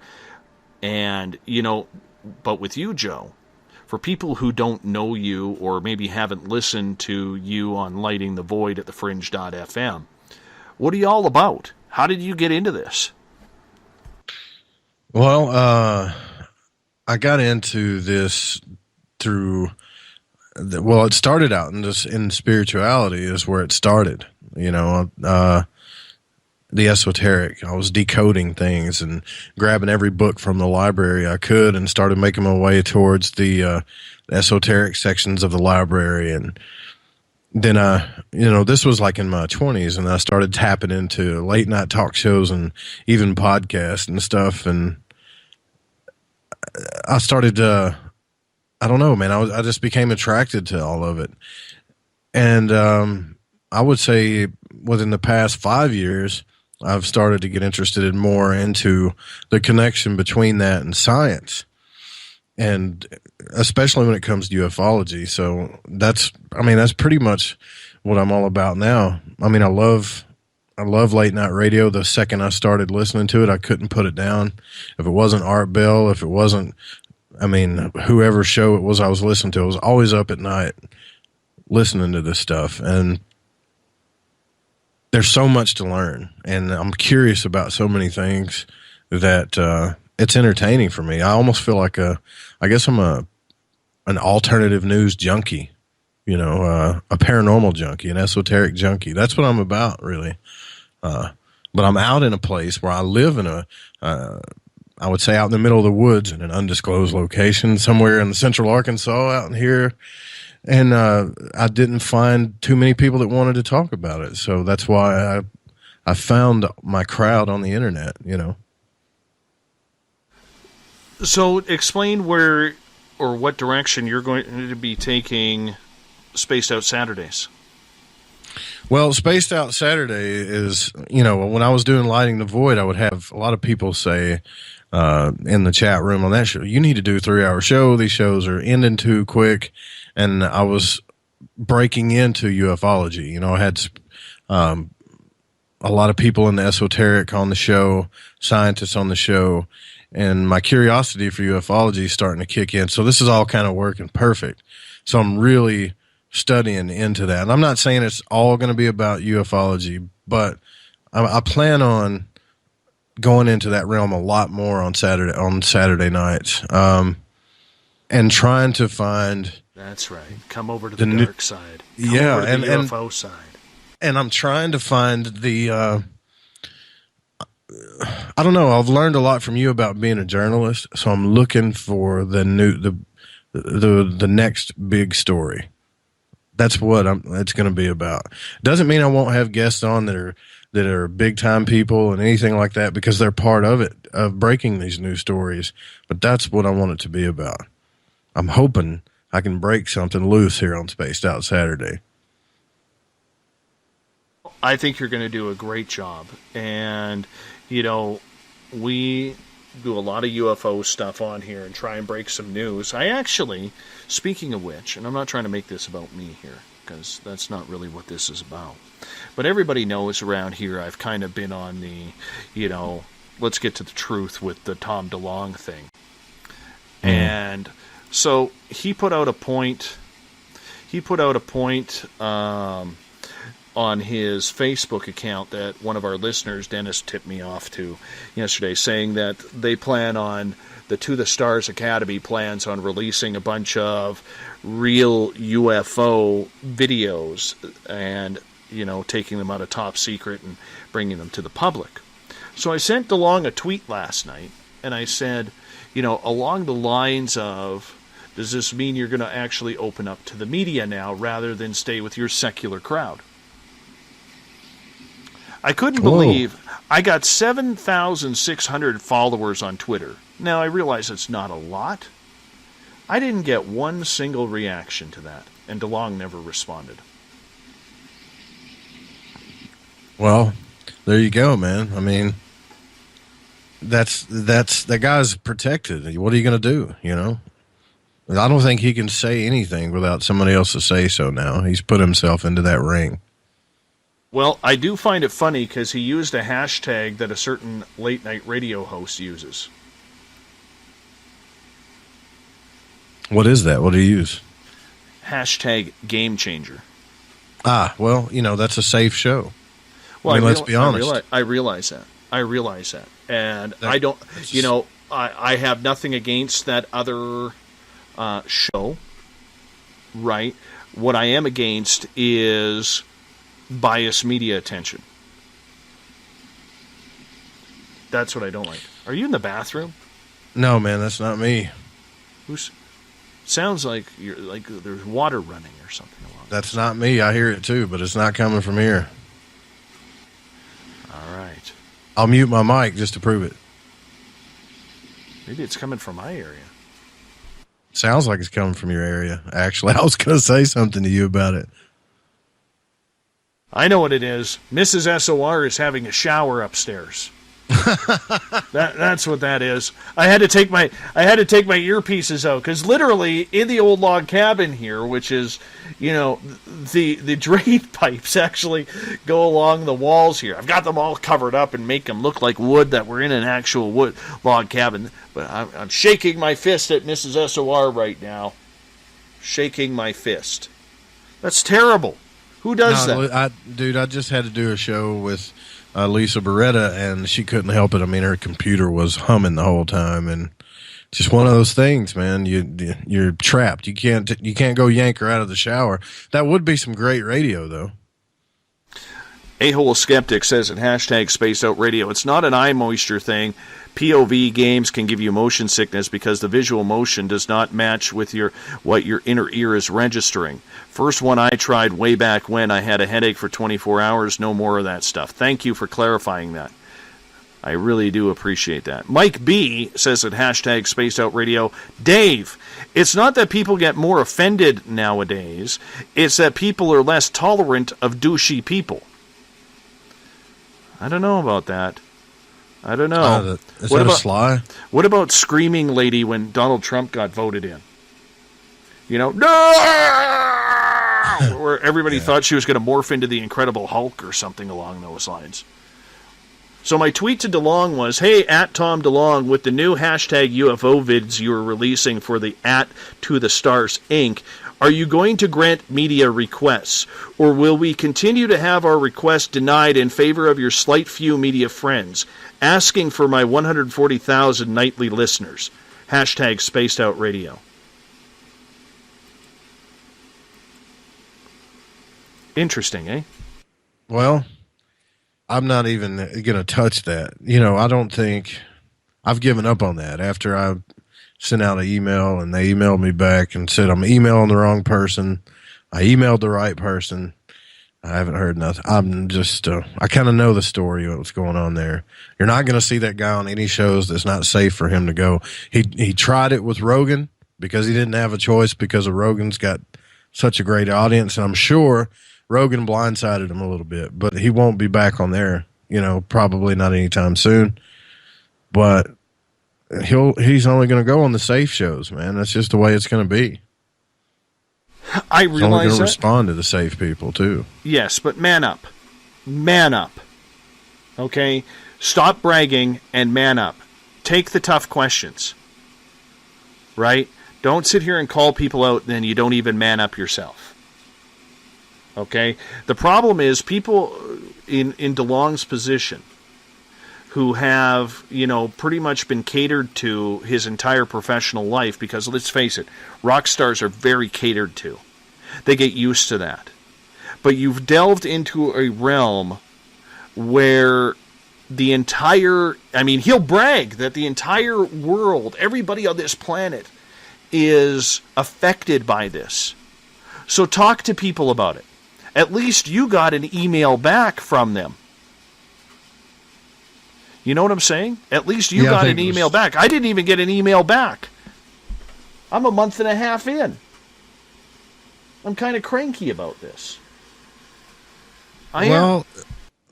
Listen, when it first came out, if anybody from his crew listened to your shows that you had about the subject, I'm sure they know where they stood, anyways, just being honest, But that was only after I did not get the interview request. I rarely on this show my personal opinion side because I don't think that's fair to our listeners. Right. I really got you don't. on that. I really don't. How many times have you actually heard me take a stance? Well, besides maybe a couple of, and I know Sailor Twift at #SpaceOutRadio will bring this up, maybe besides the fact of, a couple of ghost people who are involved with a certain group who don't do anything with their evidence. And literally I cracked a beer. I was so frustrated I cracked a beer on the air. But rarely will I, unless we're doing like a roundtable discussion, will I bring my personal opinion into this because it's not about me. It's about what affects the audience. What is it about the audience that is going to affect them? DeLong's point of view is this is going to affect all of mankind. So talk about it. Man up. Stop hiding behind Leslie Keane at the Huffington Post. Linda Moulton Howe. Your friends at C2C or #Game Changer. You're not going to get much respect. You know what I'm saying? Yeah. Am I wrong or am I just being a jerk about this? I don't know. Fill me in. Help me out. I don't think you're being a jerk. I think you're just frustrated with the whole thing, man. Let's be honest, for the past month, we've heard a lot of shows from a lot of frustration from Spaced Out Radio, all around the whole crew. And it's because, when you go down the road to verity and you're trying to do things right, you start getting popularity, which you're obviously getting, you're going to run into some clash, man. It's just going to happen. You're going to be... I agree with that. It's either you're going to cave and do the same thing, or you're going to have to keep fighting the whole time. There's nothing you can do about it. The one thing I can say is I've never been a prick to somebody on the radio. I've never been a prick to someone on this show. So if their media person did their job and actually listened in, they would notice that. Yeah, and I do notice that about you too. You're really good at, even when you don't agree with me, your guest, and you don't even position things like you don't agree. You'll just ask a question from a different point of view, and that's what a good host does. I don't think that if Tom got on your show or anybody from his crew that you would just grind them out. I wouldn't do that. So I agree with you on that. That's not fair to the guest because they're dedicating their time to your audience, and you have to be able to balance that. Andy from Australia says, Joe Rogan was rude to Tom on the show. I watched on YouTube, showed DeLong no respect. Not cool. I'm going to defend Joe Rogan, and I'm not a Joe Rogan fan, okay? I really am not. But I'm going to defend Rogan on this one. And the reason why I am is because if you listen to that interview, DeLong I believe in the first half hour, said, I can't answer that. I don't know. I can't tell you, at least 37 times in the first half hour. I can tell you off air, but I can't tell you, Yeah, I could tell you off air, and this is a guy who we are entrusting, or who wants the entire world to entrust with their future. And their money. Yeah. He's the guy saying, hey, donate $200 to me. By the way, your $200 immediately falls to a $5 value share. And by the way, I'm not going to tell you what your money is going to. And if we do build a spaceship, even though you're an investor, you don't get to ride on it. But then again, we could say things about every taxpayer, because I would love to fly in a military jet. And they're just not going to let me do that. Now, Rogan will be the only guy that has actually put him to the test. And that's the last you'll ever see of that. So at least somebody did it. Maybe it wasn't as pretty as everybody would like, but at least somebody did it. And I hope it scared him. Because he has to answer. And he's dodging the answers. Now, I do want to preface to people, okay? The reason why I have a real bone to pick with this is not because of me or Spaced Out Radio. Nothing to do with me or Spaced Out Radio. What it has to do with is the fact that all of you out there are getting screwed. You may not know it, but you are. You're getting screwed. Right? And that's why we're on it. Like A-hole skeptic at Twitter at hashtag SpaceOutRadio says, Dave, time to let it go. No. As a journalist, there are certain things you just don't let go. This is one of those topics. So stubborn, Dave. I know. It's the Canadian in me. I'm going to put my cape on, grab my hockey stick. I'm going to march down to California, San Diego, and go protest and hold a placard in front of his driveway and say, I'm upset. That's what I'm going to do. I'm going to protest. Joe Roop, thanks for coming on for this next hour. Really look forward to you coming on Spaced Out Saturdays on Saturday night. We got a brand new intro for you from Bumblefoot. You're going to sound marvelous, my friend. Good luck, and I hope the crowd is as good to you as they are to me. I hope so, too. Thanks for having me. All right, my friend, you hold on. I also want to thank our guests in the first 2 hours tonight, Nadia Fezzani, author of Real Life Superheroes, can be found in any major bookstore and online, along with Superheroes, Urban Avenger, and Motormouth. What a great show. I didn't expect this one, but it was a lot of fun. Tomorrow night on the program, John Tenney, the Paranormal Weirdo. We get going at 9 p.m. Pacific, midnight Eastern Time at spacedoutradio.com. Rocking in the background, Little Brother is watching by our music god, Mr. Ron Bumblefoot Thal, formerly of Guns N' Roses. Bumblefoot rocks us in and out of every single show. He is our resident guitar god. We thank him for the great tunes he provides to the mighty SOR. I want to say thanks to my great team who's been kicking ass and taking names in helping me put this thing together. All the writers for The Encounter, make sure you check that out. Don't forget to follow us on Twitter at Spaced Out Radio, on Instagram, Dave Scott SOR, and we're all over Facebook as well. We're easy to find. Just type in the search Space Out Radio. We are right there. But most of all, the big thanks goes to all of you. Those of you at home or in your cars, wherever, at work, wherever you may be, thanks for tuning us in. Those of you on Twitter, good snark tonight. Quality effort from the Twitter crowd at hashtag Spaced Out Radio. And to those in the SOR Space Travelers Club and in Spreaker, a great chat indeed. Thank you for making this so much fun and for sharing this show everywhere, you guys. Because together, my friends, we own the night. We'll talk to you in 21 hours from now. Mr. Bumblefoot, we need a favor. We need you to take us home. Good night.